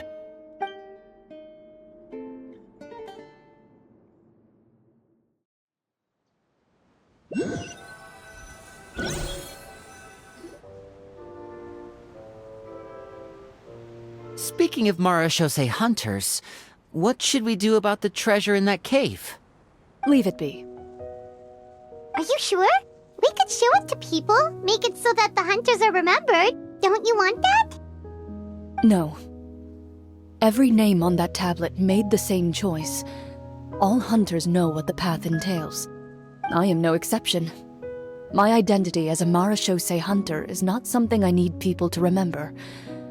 I wish only to be recognized as a champion duelist. Nothing more. That's certainly very different from the path of a magician. Still, I admire your decision. Wait, Paimon just remembered something.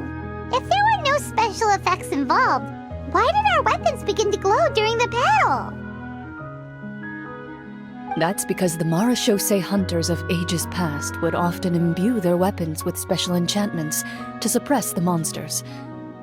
Whenever a monster was nearby, their weapons would start to glow.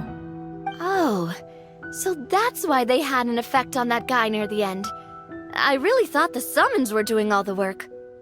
Well, I'm sure the summons were a part of it too. Oh? How so? This particular Devorator probably hailed from the same era as the hunters we saw in the room. The names you recited all belonged to the bravest hunters.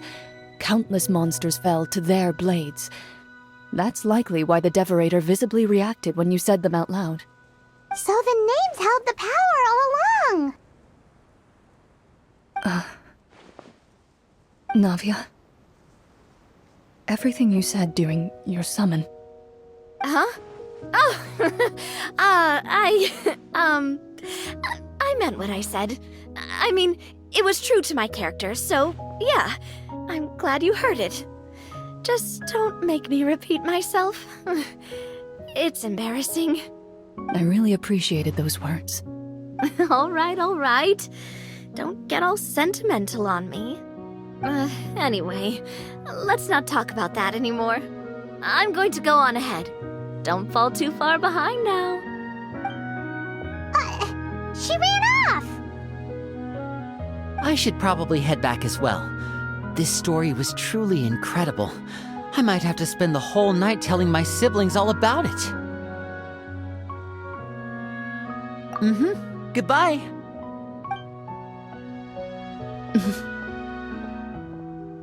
Traveler, should your name and deeds be forgotten, what do you think the significance of your journey will be?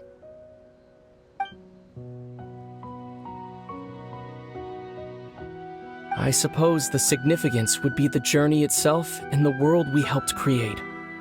There's still value in the time I shared with everyone here, in the things we were able to accomplish, even if no one remembers them. A great answer.